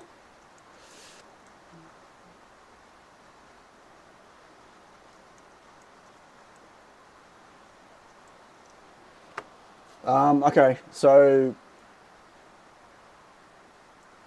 what was that Chemet one? That'll do. No, that's too expensive. Okay, let's look at this one. Data sheet. Sure. Well, they behave like batteries, but without the capacity. Sure. High reliable, lead free. So, but what I don't know, how do they?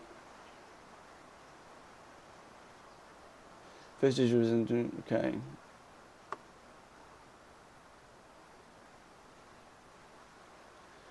Charge, discharge lifetime, charge time.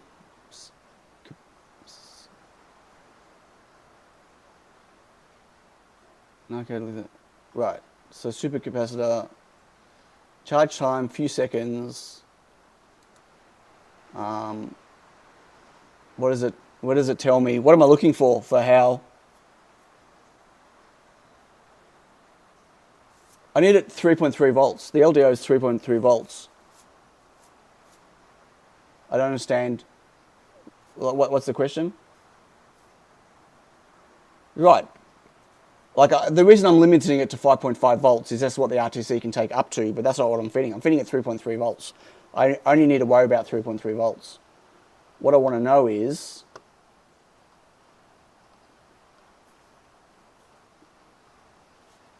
capacitance discharge system. Maximum current.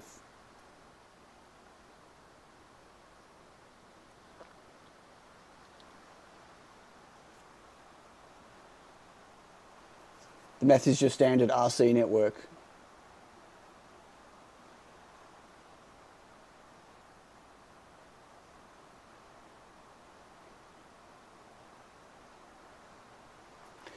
Yeah, I don't know specifically what the standby, because it doesn't state here what it is.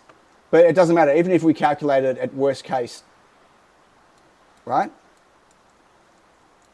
Here, like I2C bus is inactive. Okay, so that would be its worst case here. 60 nanoamps. So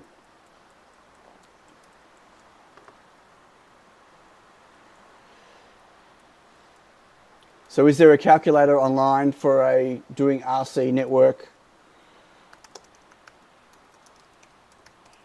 You're not going to ask me to do this in my head, are you? RC circuit calculator.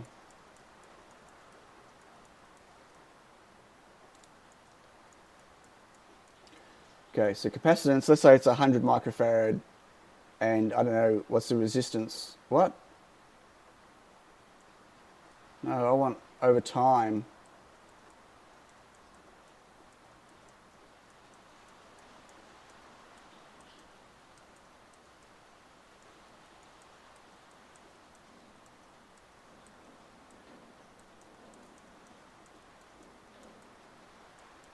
But I don't know how do I work out what my resistance is on this, in this particular case? I don't know what that.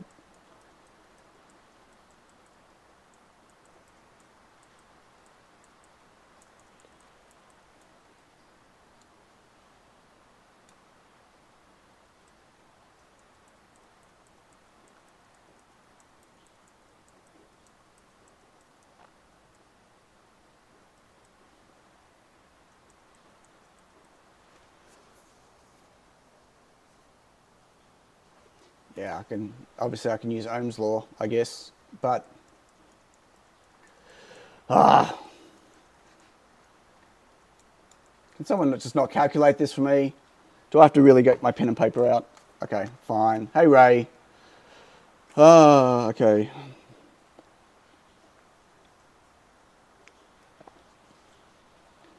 $60 nanoamps over 3.3 volts.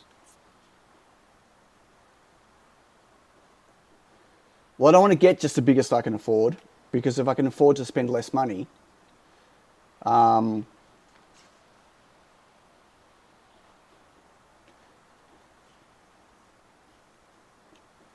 you get 40 days?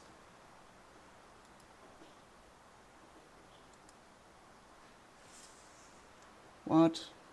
Capacitor energy calculator. Oh, here we go. 100. 3.3. Oh, no.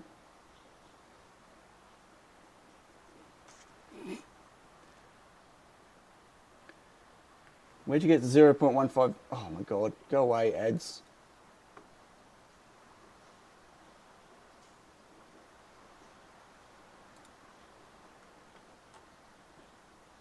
I don't want 100 farads, I want 100 microfarads.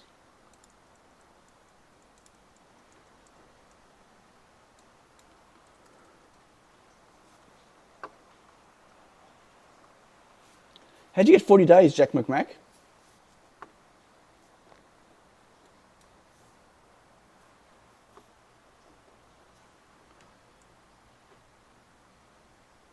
Change the bottom box to, which bottom box?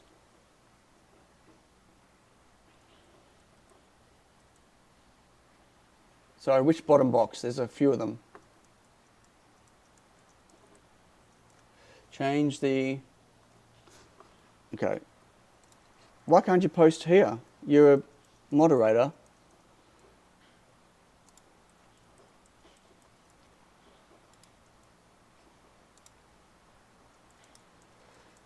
Okay, what's this one?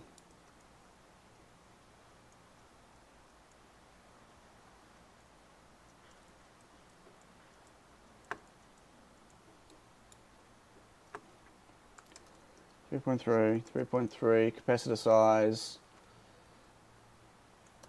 0.1 farads. Is that microfarads? No. I don't know what the ESR is. And that'll be, is it 0.06?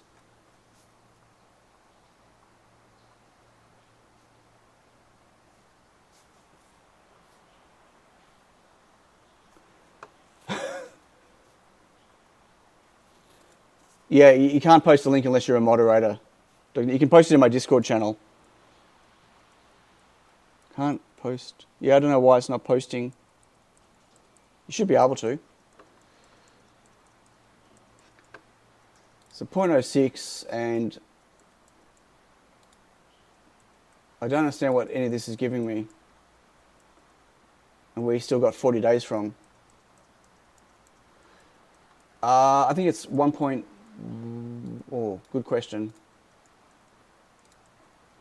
1.1,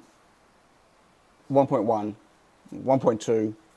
1.2 if the I2C bus is active, but 1.1 for timekeeping. Got to say the IF switch on your LoRa board, you probably should DC block between the switch and the ESP32. You can use the matching network footprint to test that. Yeah, I'm going to, Mark. That's why it's there. I didn't want to add an extra one just now. I bought caps. I've got, don't you worry. I've got 39. Ooh, interesting. Yeah, 100 picofarad and 39 picofarad caps, or 33 picofarad caps on the way. Hey Rob, how you doing? Okay. I don't know how you're getting these calculations, but sorry, because I'm totally distracted. Totally distracted, but whatever. The point is, 18 days sounds like a lot, sounds like too many. 40 days sounds like too many. And at the end of the day, around 18 days for a 0.2 farad cap. So how small a cap can I stick on here? If I wanted 2 days, if I wanted, so you can all do the maths. If I just want 2 days backup, what size cap can I stick on there? At 60 nanoamps, which it's not going to be necessarily, but 60 nanoamps. Like what?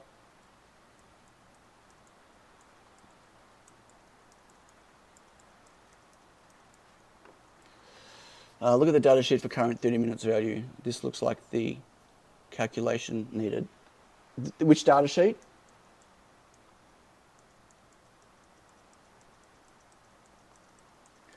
So this is why I work with digital electronics and I don't have to plug any formulas in. Which...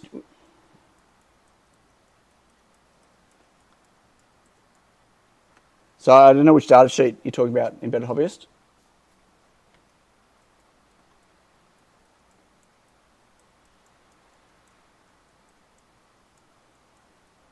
We're just throwing numbers. Hey, Death Shaker. 0.0005 farads.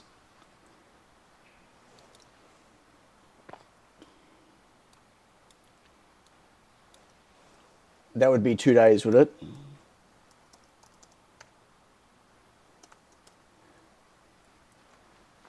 Zero, was it? 0.005, 6 nanofarad. Really?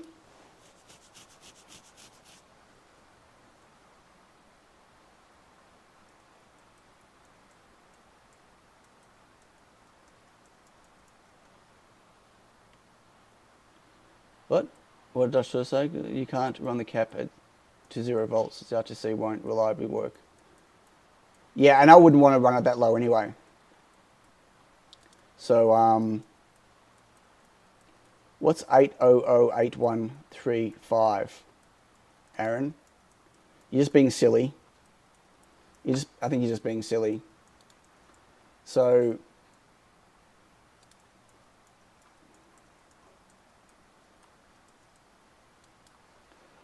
zero. So if I doubled it, 12,000 microfarad. Really?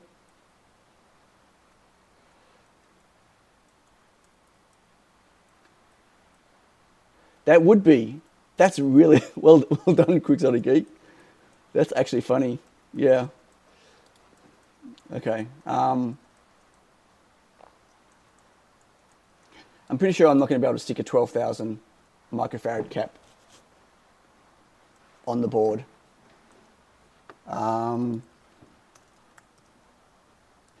Yeah, I was hoping I could get away with like sticking like 4 0805 ml/cc caps on there. So, what have I got?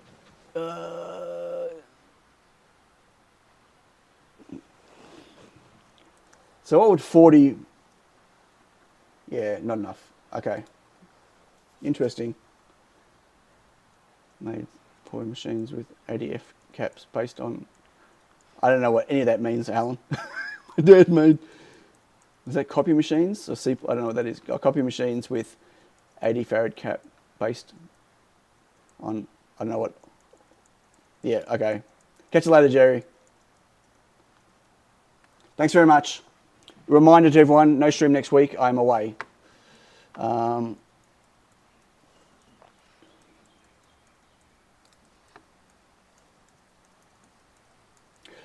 Well, it's not about what the lowest it works at. It's that how fast it's going to chew the caps at the higher end, which would be the...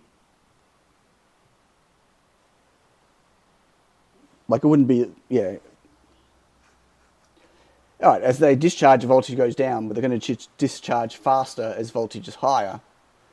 I didn't specify where I'm going, Alan. You'll all find out, but you won't find out beforehand. LCSC site sucks, just in general. What's the biggest? So... I want to go capacitors. Oh, damn, didn't mean to do that. I don't know what the biggest 0805. Don't have to be 0805, but if we go 0805, what is the highest value capacitor they've got? Whoop. God, see, their website sucks. 100 microfarad. Yeah, so that's not going to work. Still way, way, way too little. Trying to pick a solar panel to keep the caps charged. Hey guys, good morning. Chinese version of LC works. Alan Matson says, are you coming to Denmark? I am not coming to going to Denmark, no. No, and I'm not sharing where I'm going. And neither will Yuz. So don't ask her. You'll all find out what it is and what I'm doing either after or maybe during. I can't say, but definitely not before. You're looking for capsules? Oh no, I was originally looking at supercaps. I was looking at supercaps, but supercaps are expensive. And what would they be called here? Because they don't have a supercap section Solid capacitors. Heading down to Frankston. Oh, no, I want to go a bit further than Frankston. I'm leaving the country, but to see PCB factory. I cannot confirm or deny what I'm doing. Mark, I cannot confirm or deny.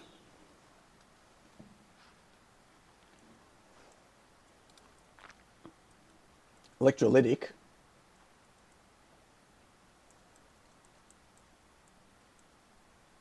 What's Johnny? What's this Maxim thing?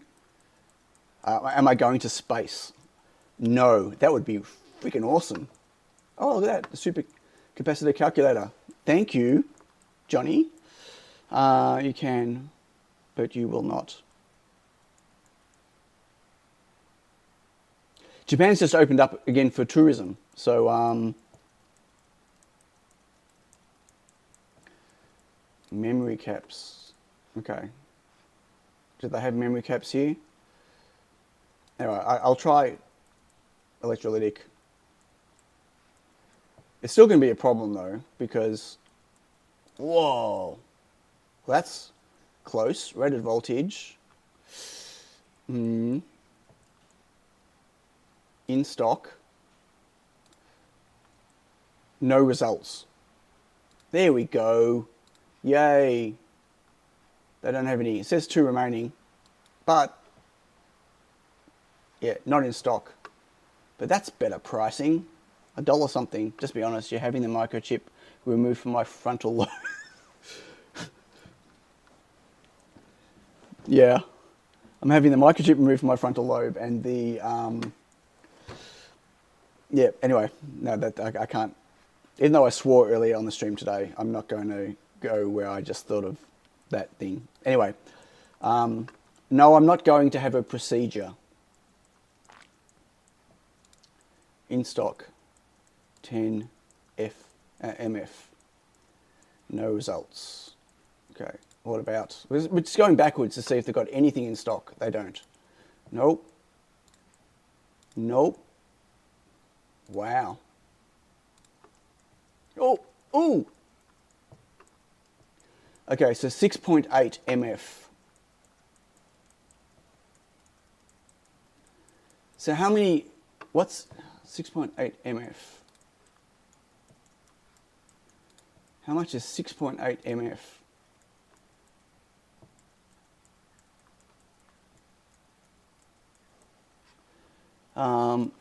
Sen should get the Tiny Pico schematic as a tattoo on his forearm. I want to get the ARM logo here. Not a tattoo, but cut into my hair. That'd be funny. Hello, Christian. Supercaps are like the sand heap problem. When does it become a heap and not a handful?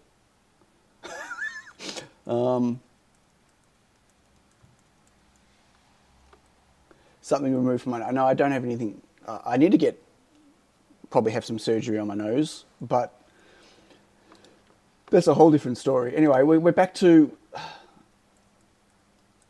Yeah, 6.8 MF. Oh, why is this so hard?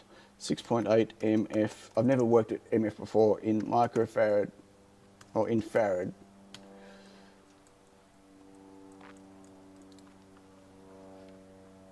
Google your friend. Millifarad, was it 6.8? Is 6800 microfarads. And 6800 microfarads is 6800 is 0.006. Okay, that is what you said for 2 days. But I'd need 2 of those. 2 of those to get to 4 days. Yeah, thanks, Michael. Yeah, I'm not going to China. I can tell you all that now. I'm not going to Shenzhen. I'd like to go to Shenzhen again, but probably next year. But no, I'm not going to Shenzhen. I can send you some ancient HP VNA, good to 60 gigahertz, free, except for shipping and packing, which is more than they're worth. Thanks, Bruce. You're also getting about 2 days for that, right? But that's down to what? Down to 1.1 or down to 0? But even 2 days isn't necessary. How long do you need the supercap to keep the battery backup going if you want to change the battery? Like, changing the battery is the only use case I can think of. And am I going up, over, rather than down, under? There's nothing down under for me. If I go down under, then I'm just going back up, over, because I'm the bottom of the globe. Depends on how remote it is. Oh, okay. In terms of if the battery dies, how long do you need to change the battery? Well, yeah. Well, Elon's not busy brokering world peace. I think he's busy thinking about how we can broker world peace. That's the last thing I saw. But anyway, Hong Kong Electronics Fair 2022 is coming. I think I want to stay away from the Chinese region this year while they're still getting their COVID stuff under control. What's with the questioning? Because everyone wants to know. That's okay. What was the amps again? 60, maximum 60 nanofarad. Sorry, nanoamps. Nanoamps. Oh my God. 60 nanoamps max. Yeah, because I'm not telling. What do I need on the TME website? I mean, I can get bigger. I wanted something that... So what size is this, by the way? 16.5 millimeter by 18 millimeter. It's pretty big. Oh my God, that's massive. That's a massive cap. That's going to be too tall. Yeah, I can't put a cap that tall on. That's just crazy. No.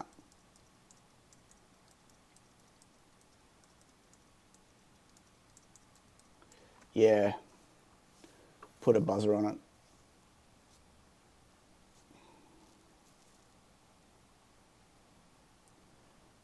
Yeah, I'm having time off. I'm having a break from work. But I told them I'm not relaxing. I'm not like going on a holiday and relaxing. It's not a relaxing break.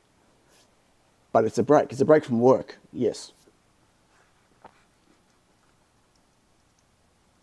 When I get time off, he geeks. I can't relax. No. Well, I can. It just takes me a long time. Like if I'm going to go somewhere to relax, I need to go for double the amount of time because it takes me half the time just to get into a relaxed state. Trekking across Nepal. No, I'm not. Mark is onto something. What? He says I, not we. Yeah, I'm going. I already said that. No, I didn't say I'm going alone. I said I'm not going with my family. Is what I said earlier, but you might not have been there, Mark, for that. I would definitely not go Blue Origin. I'm just going to come back to here. I would, if I was going to go to space. Sorry, I wouldn't trust going Blue Origin. No, that ain't going to happen. Hey, so now that I'm completely distracted from this thing and caps have just set me off the deep end, do you want to check out my air compressor? We can go for a walk downstairs if this works. Again, I can see if my phone works. Again, we'll try the video stuff. I haven't shown you all down there for a while. And okay, oh, that's a messy desk. Noxie says going for a costume fitting as you're taking Halloween really seriously this year. We know you're competitive. Exactly, I'm going for a Halloween pageant. I'm competing in a Halloween pageant. Okay, do I still have this? Okay, let's see if this works. Go. Into iPhone. Oh, is this not working now? Excellent.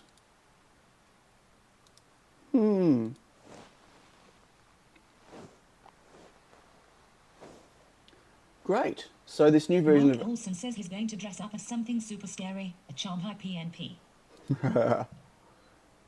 So it looks like the new OBS has broken my Alan Madsen phone. says Survivor TV show. Oh, I'd love to go on Survivor. I'd need more than 8 days off, 10 days off. I would absolutely... Why is this not working? Great. They've broken NDI. Let me see if I can... Yep, there's no NDI anymore. It's all gone. Import video. Video capture device. No. Devo says Cian needs to go on Hackaday. I can't believe they've broken NDI. It doesn't work anymore.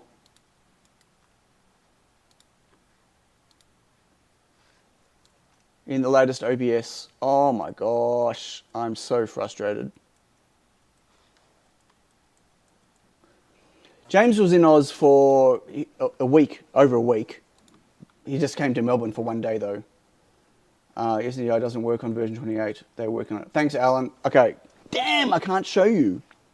So I'm sorry about that. That was a bit of a tease, wasn't it? I don't have Prism Live. Yeah, okay. Well, you can start a pool independently, but I'm not letting you know. I'm trying to think what else. How else can I show downstairs? What's if I plug my G3 Flex? Let me see if I can plug this in downstairs. My camera, and then maybe I can show you a wide. I'm going down. My downstairs is still not set up properly. Oh, by the way, I need to turn my pick and place on. I need to do some assembly today. If I plug this in, I know you can all still hear me. You just can't see me. Okay, I need a PoE.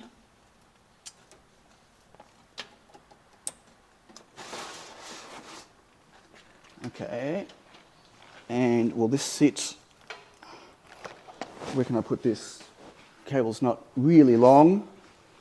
But maybe if I put it... Yeah, that's not great. What if I stick it there? I don't know what that's going to see. I'm going to come back upstairs and switch to it. And we'll see if that actually... What's that doing? Why has the light gone off? Okay, I'm coming back up. I didn't hear that. Hang on.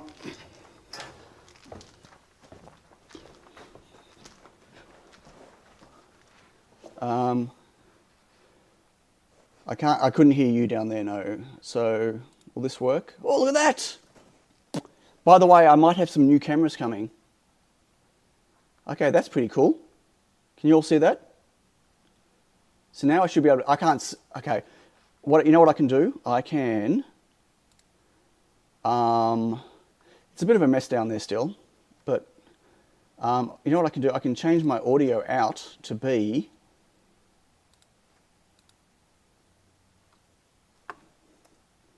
okay, can someone try saying something again?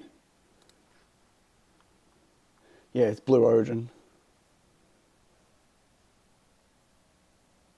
Oh no, why didn't that work? I'm trying sending it to my HomePod Mini, but that's not working. Damn it. Okay, that won't work. I'll have to go back to here. Okay. Slarty Buttrest says that's Shit. a large moonshine tank. Just had a heart attack. Okay. Going to give us chat command of the pick and place line. Absolutely not, Alex. Hi, by the way. Yes, Rosenblum says we should get sushi, Carol. Beak says 8008135. That's funny, Yaz. We should get sushi, Carol. Okay, I'm going down. Hopefully you'll be able to see. I can't see. I might be able to hear. I can't see what you're all doing. But you know, you can't... A what? I missed that. Sorry. Is this my new receiver? Beak says it's behind you. Alex says we can see your pick and place line. Noxie says beware of the snakes and spider down there. Oh my gosh. says P&P looks like a scene from Star Trek. Mark Olsen says it attacked Paul Thomas. Check out this wrench. Beak says this was never a good idea. Martin says you need to look on the tank. I need eyes. I need googly eyes on the tank. I hope it's in sync, by the way. The audio might not be in sync. Visual access control. We need more control. More. So I'm waiting on a filter. I've got a filter coming. Mark also says clap your hands to see that's in sync.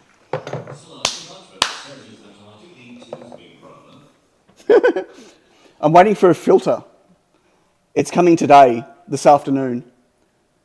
So then from filter, Says when Neo chose the blue pill, I didn't realize it was there.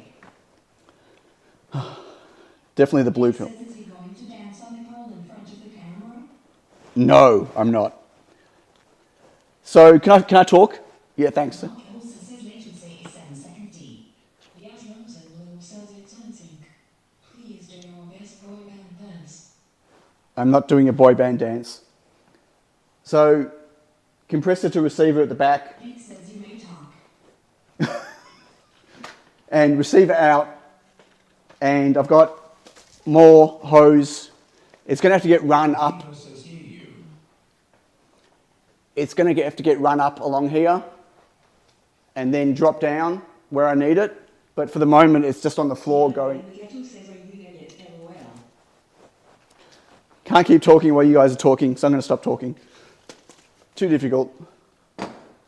So I still have to plumb all of that. But for now, it's just Did we interrupt you? going around the back to the pick and place machine, which I need to power up and warm up because I need to run Reflow Master Pros today. Oven on. I'll just turn everything on. So my plan is I've got more cameras coming, hopefully. I've got a bunch of cameras coming. What? Raise my hand. What? So I want to have multiple cameras downstairs looking at... Sorry, I missed that. My right what? I've got the noise of this down here now going, which doesn't help. Okay. Mitchell says it's getting hot in here. Mark also says latency on videos lots. Is latency, was that high or low latency? Warm up machine. Okay, so that's doing a warm up. You probably can't see, but it's moving around, doing stuff. So I'm going to do that for about 10 minutes, 15 minutes. Moxie says come to camera and clap your hands. Mark also says make seconds slow. Mitchell says on the second floor. And come back up. It's too difficult for me to, I can't hear that well. Not with the machine going.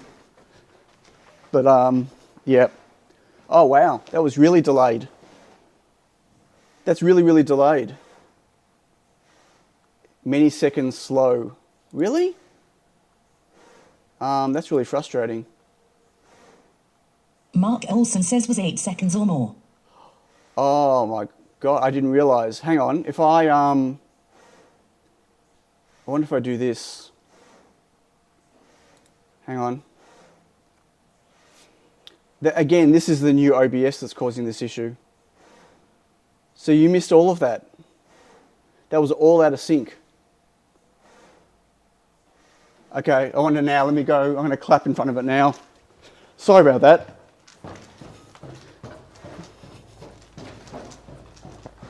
I need to solve this. Okay, I'm in front, I'm clapping. Okay, I wonder how... Nick says bedtime. Cable tie says we are and soft, just very hard to follow. Was that closer? Me clapping? Cable tie says that's about a second. Mark Olson says 1-2 seconds. Noxie says maybe half a second. Mitchell says better now. Okay. Let me see if I can get the camera a little bit closer. I'm limited on Ethernet cable length. I need to get a longer cable from home. Okay, now that it's in sync-ish. Sorry about that. That would have been really frustrating watching that. But the pole's in the way and I can't really... Yeah, I don't have enough length on the Ethernet cable to... to go much further, I don't think. I was just showing it warming up, the pick and place.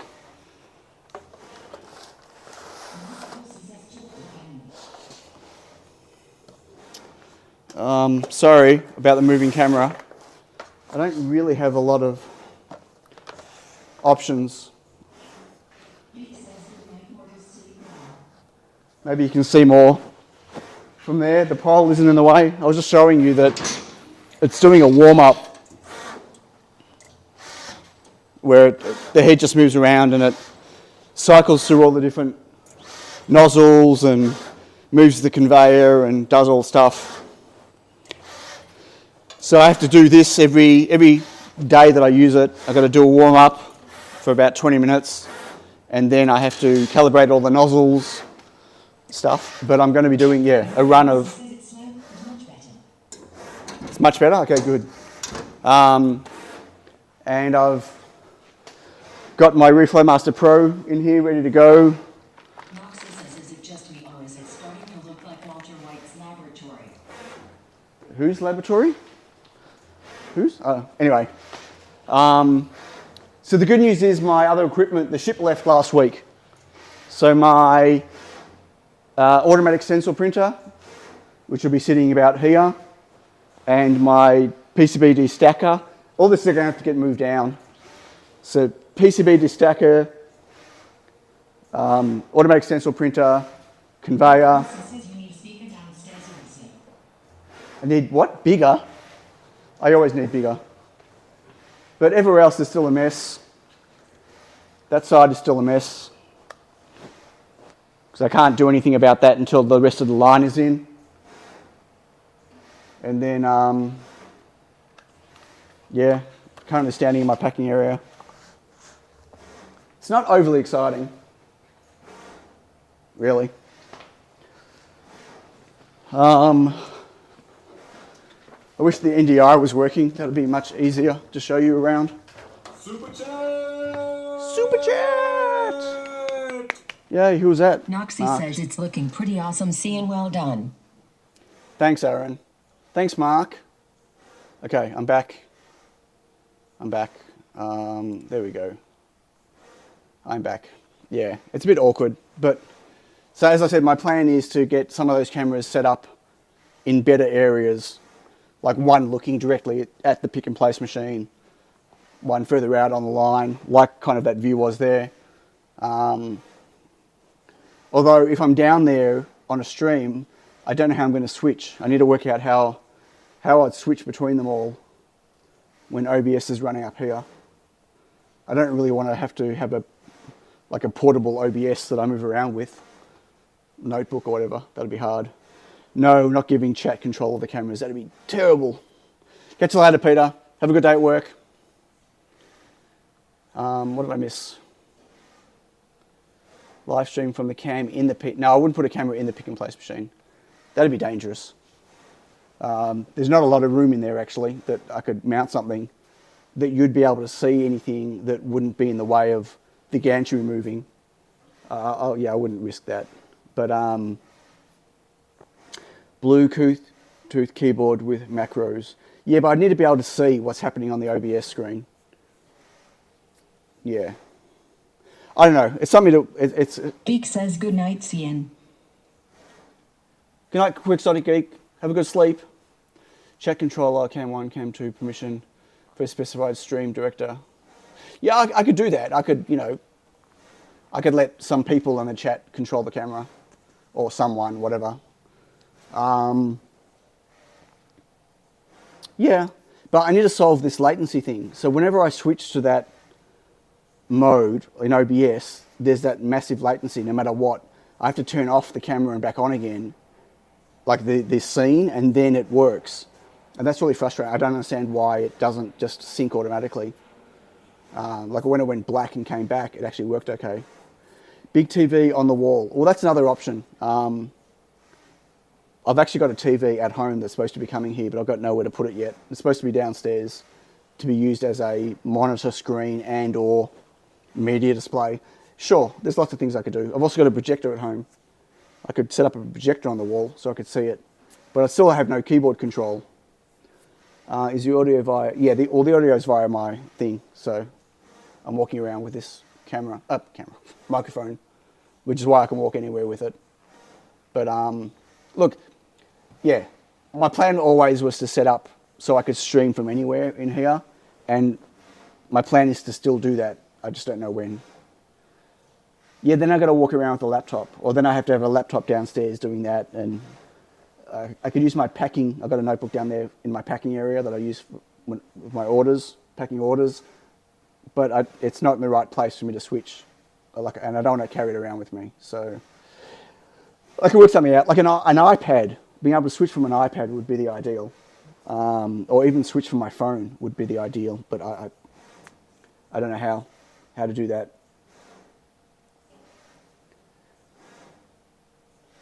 I could probably set up Sam to switch scenes easier than getting her to do it. GoPro stuck on your head. Point, yeah, maybe Mark not. Olsen says set up an LEX so you can voice switch it. Yeah, I know, but I think that would be quite difficult. Has anyone got that working to switch, you know, to do like a HID keyboard emulation? I don't know. I'm sure I could work something out. Okay, I wish I could show you some pick and placing. Maybe I should just keep the stream going and you can watch me pick and place some boards. I have to change some nozzles over first. What do you reckon? Should I just let the stream keep going for a while? Wheel rack. Oh, the wheel rack. Right, okay, so I'm just validating all the pieces. So I printed some extra ones of these to make sure this is all working. I still haven't cut my aluminium. I finalised the shapes of the inserts and these, and been printing a whole bunch. I did have a mishap the other day where I made a mistake on the design. And they didn't fit properly, but I fixed that now. I'm reprinting. So yeah, I'd like to, before I leave this week, like Friday will be my last day here, before I go away on Monday. I'd like to, before Friday, to at least get all these files in GitHub for people to start using. 10-hour real-time pick and place stream. I hope not. A day in the life. No, I'm not doing a 24-hour stream. And I'll forget that I'm streaming and then I'll do something stupid like burp into the microphone. Yeah, so I'm happy with this. I'm doing a final build now for me, for this. And I wish Mark Olsen says don't forget your passport. I won't forget my passport. That'd be a real pain in the backside if I did. So my plan right now is to just build a double height rack, 600 millimeters because I've already got them. I'm not going to buy any more extrusion for now. And get this downstairs so I can use it. So that's what I'm doing. I've got stuff on my printer now. I didn't want to print during the stream, but I've got more pieces here to pull apart. I got the print time down a little bit. Got the pieces optimized a little. But they're the levers, and 3 up I can fit now. So I'm printing 3 at a time, and I managed to get the support requirement down to just 1 spot, but you have to add supports yourself. I couldn't get the supports. When I tried modeling the supports in myself, they were fusing too much. So, yeah.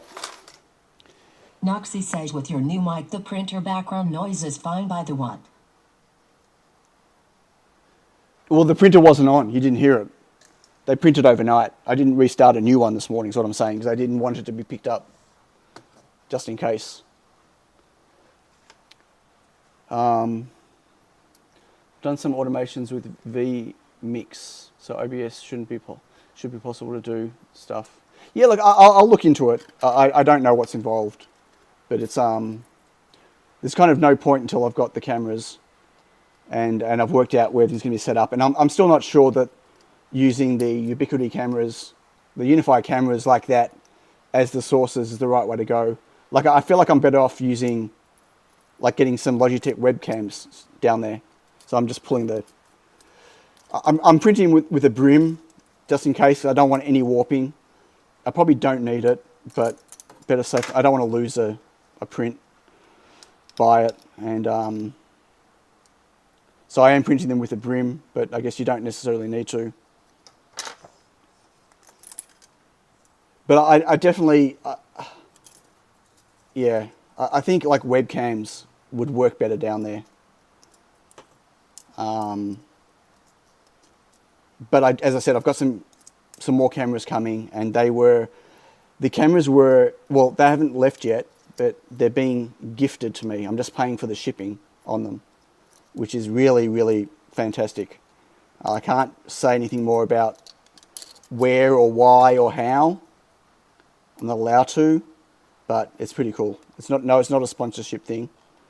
It's just a very generous person, but I can't say who. But yeah, so when I get those, I'll set some stuff up and I'll see how manageable it is. See if I can fix that whole out of sync thing when I switch. If I can, then I can use them. Otherwise, I mean, they're great for wide shots, but they wouldn't really be great for showing anything up close, but some webcams would be. Yeah, I don't have all the GIFs enabled on there at the moment. I'm out of memory, out of flash space, or out of program space. I need to put a tiny S3 in there instead, so I've got heaps more flash and memory space. Okay, come on, get off. Did you ever get your vacuum system for the solder paste working? Yeah, I've been using it for forever. Super chat! Thank you, Aaron. That was unnecessary, but thank you very much. Maybe the logo is just not communicating anymore. Maybe it's disconnected. That's weird. I don't know which ones I've got in there. Which one? Pac-Man. Try Pac-Man. That should be on there, I think. Thanks, Aaron. Yeah, look, I'll work it out. I really want to have it doable. Okay, that worked.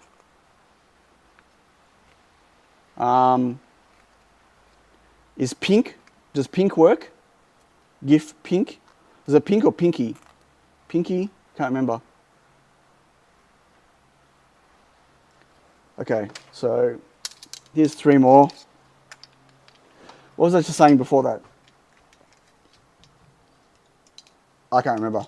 See, now I've forgotten what I was talking about. Okay, well, if I'm going to... Seriously, okay, that just finished warming up. I'm going to... I don't know if it's... I need to change some knowledge. Yep, that worked. Pinky worked. I don't remember what's there, Mark, and what's not. Why can't I get the audio out from this to be my...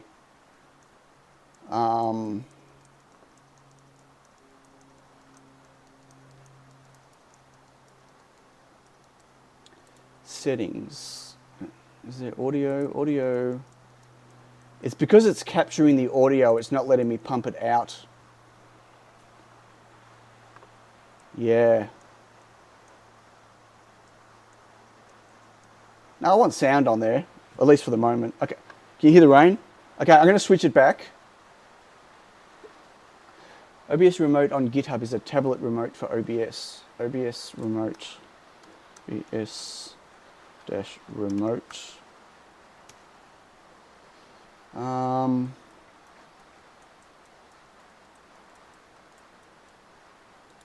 A touch-friendly desktop application designed for tablets that can be... Oh, you can't see that. Hang on.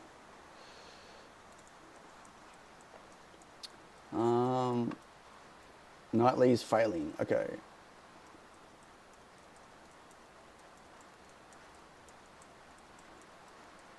Start OBS remote presented with a... How does it run? Is it a web interface?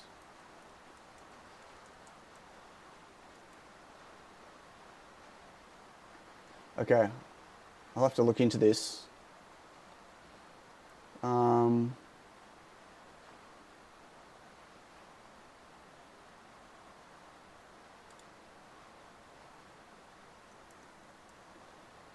Does it work in version 20? Yeah, I don't know. Who knows? Yeah, but a lot of stuff is broken on OBS 28. Who knows if WebSocket even works? Okay, I'm going to go down. I need to at least... I wish I could get... See, that's still going, but I know it's stopped. So it's out of sync again. But if I go like this and go like this, it should resync. See, it's annoying. When I switched to it, it was synced before. Yeah, see, now it's not moving. I need a longer Ethernet cable. I wish I had a longer cable here, and I don't.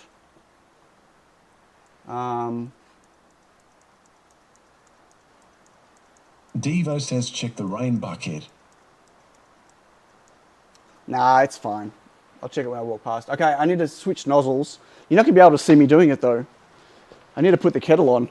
That's what I need to do. I need to have some breakfast is what I need to do. Yeah, it's not raining hard enough for the leak to happen. I wish I had a longer Ethernet cable. Oh, I've got so many of them at home. So many. I've got like a 10-meter cable at home. And I don't have it here. That's really annoying. And I can't, this won't reach any further. So I didn't hear that. The rain down here, because I'm closer to that section, is louder. Okay, that's about as good as I'm going to get the camera. It's probably not in the right... I can't hear, guys. The rain's too loud. Guys and girls, yeah, it's... Hang on. It's coming back up. I don't think this is going to work. I can't hear you. Alan Madsen says there is a link to OBS plugin status page. Mark Olsen says to patch it. Super. Devo says can you hang a cable over the balcony? A cable for what? The issue is that I don't have a long enough cable. Go to the camera and count to 5. What? Yeah, we have a massive delay on her stream. Yeah, I know, but they're starting off like when I...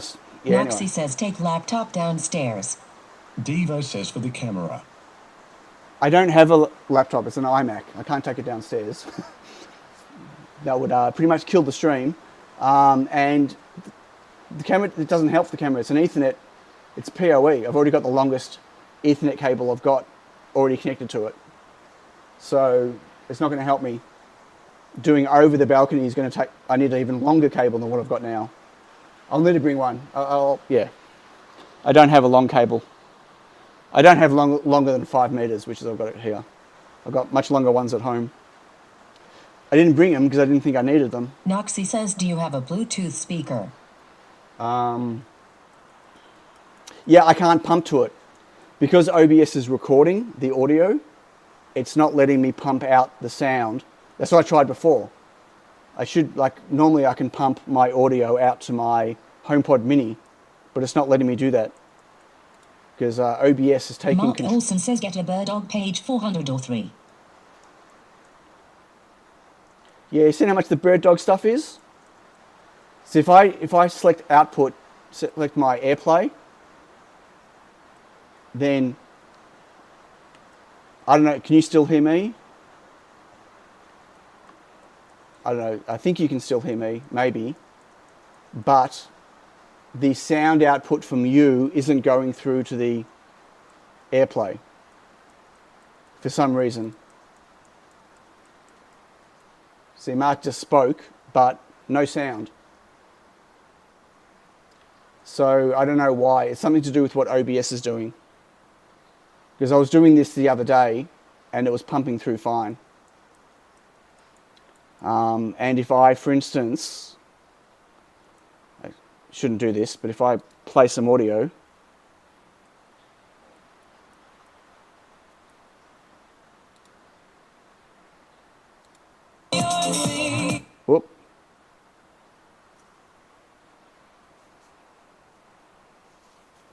Interesting.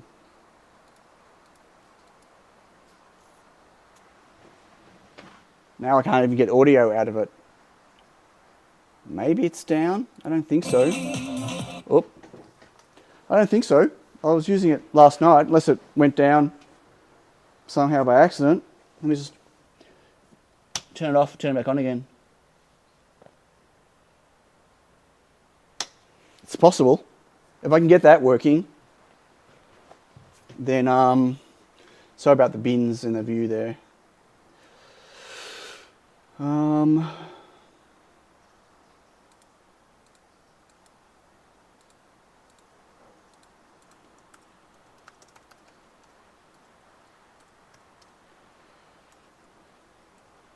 Unexpected Maker says hello. Okay, that was my Mac.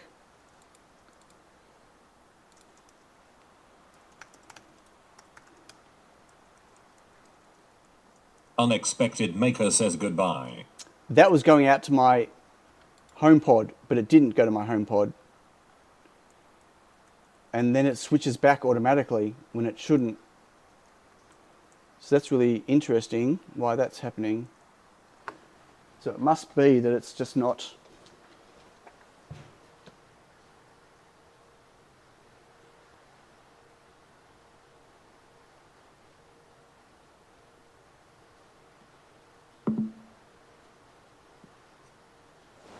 It's on, but for some reason, no. Now it's playing music. I didn't want it to play music. I want to see if I can get my audio out to it. You need to paint the air tank yellow and turn it into a minion. That'd be funny. Yeah.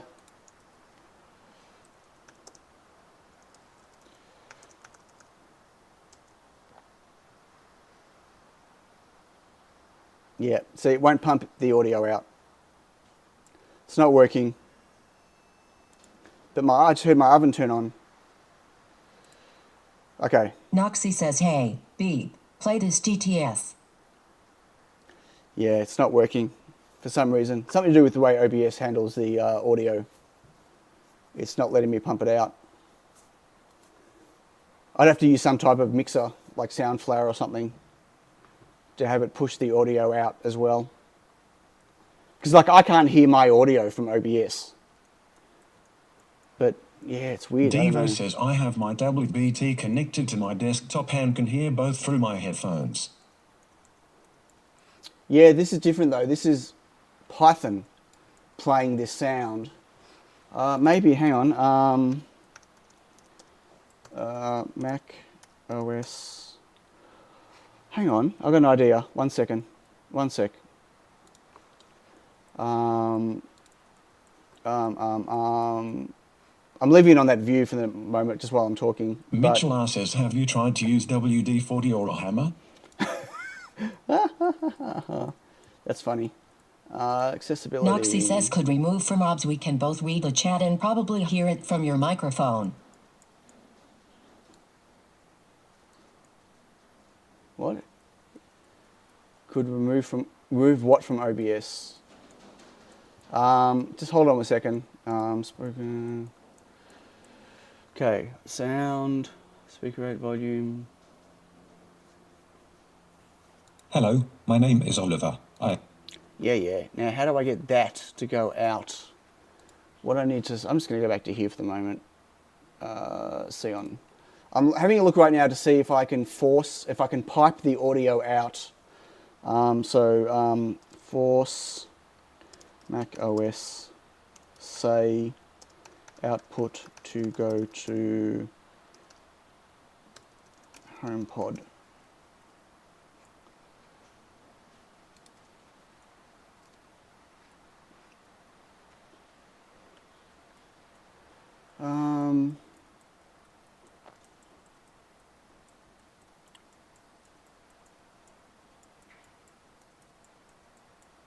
Output to, yeah.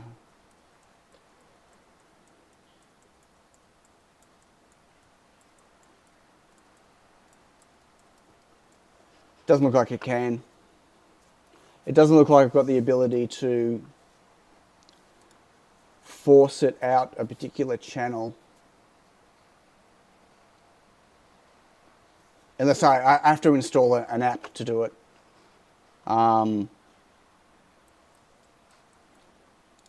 Yeah, so not going to happen this stream, folks. I'm sorry. I wish it was, but it's not going to happen this stream. Payat,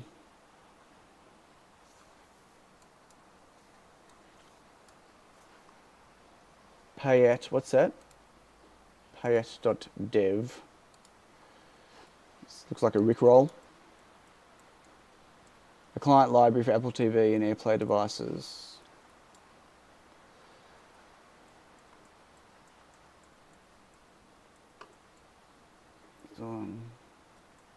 Okay, I'm not going to do this now and break the stream, but I'll have a look at that. Mark, thanks. I think that the safest thing right now is just to say thank you all and then, yeah, end the stream. It's been almost 3 hours and I'll just get to work pick and placing, and I'm sorry. One day in the future I'll be able to show it all happening.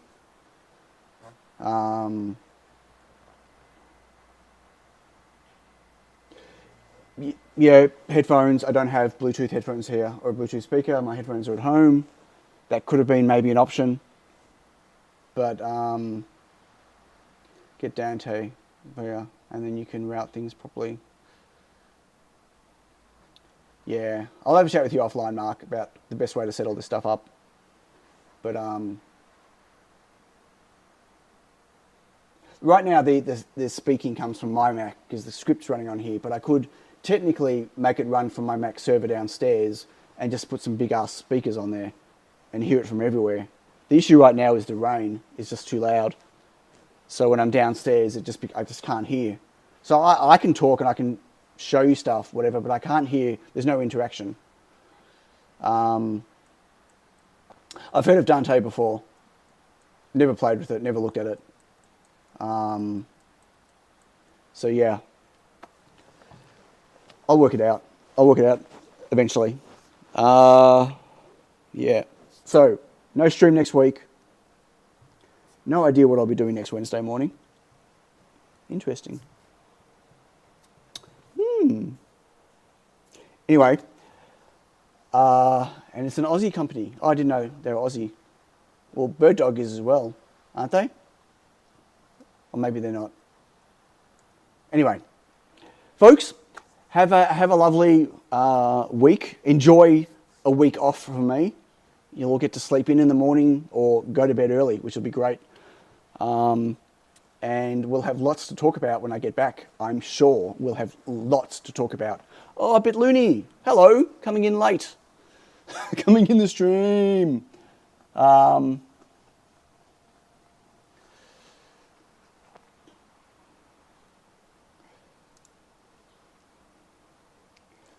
Mitchell R says smash the like button. Yes. Have a great trip. Thank you. Hang on, I just need to do something. 1 second.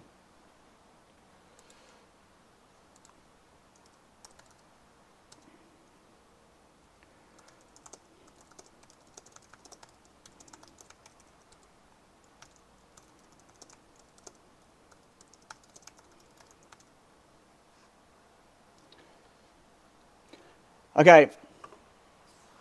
Yeah. Super sticker! Billy just hurt himself. Thanks, Mark. What was that for? You'd already done enough donating today. But thank you. Okay, I'm going to go. Catch you all later. See you all in a couple of weeks. And, yeah. I'm going. Okay, bye, everyone. Catch ya. Where's the end? Now I don't even know how to end this thing again. Oh, Peter. Hello, Peter. Yeah, okay, I'm going. I'm catching it. Bye.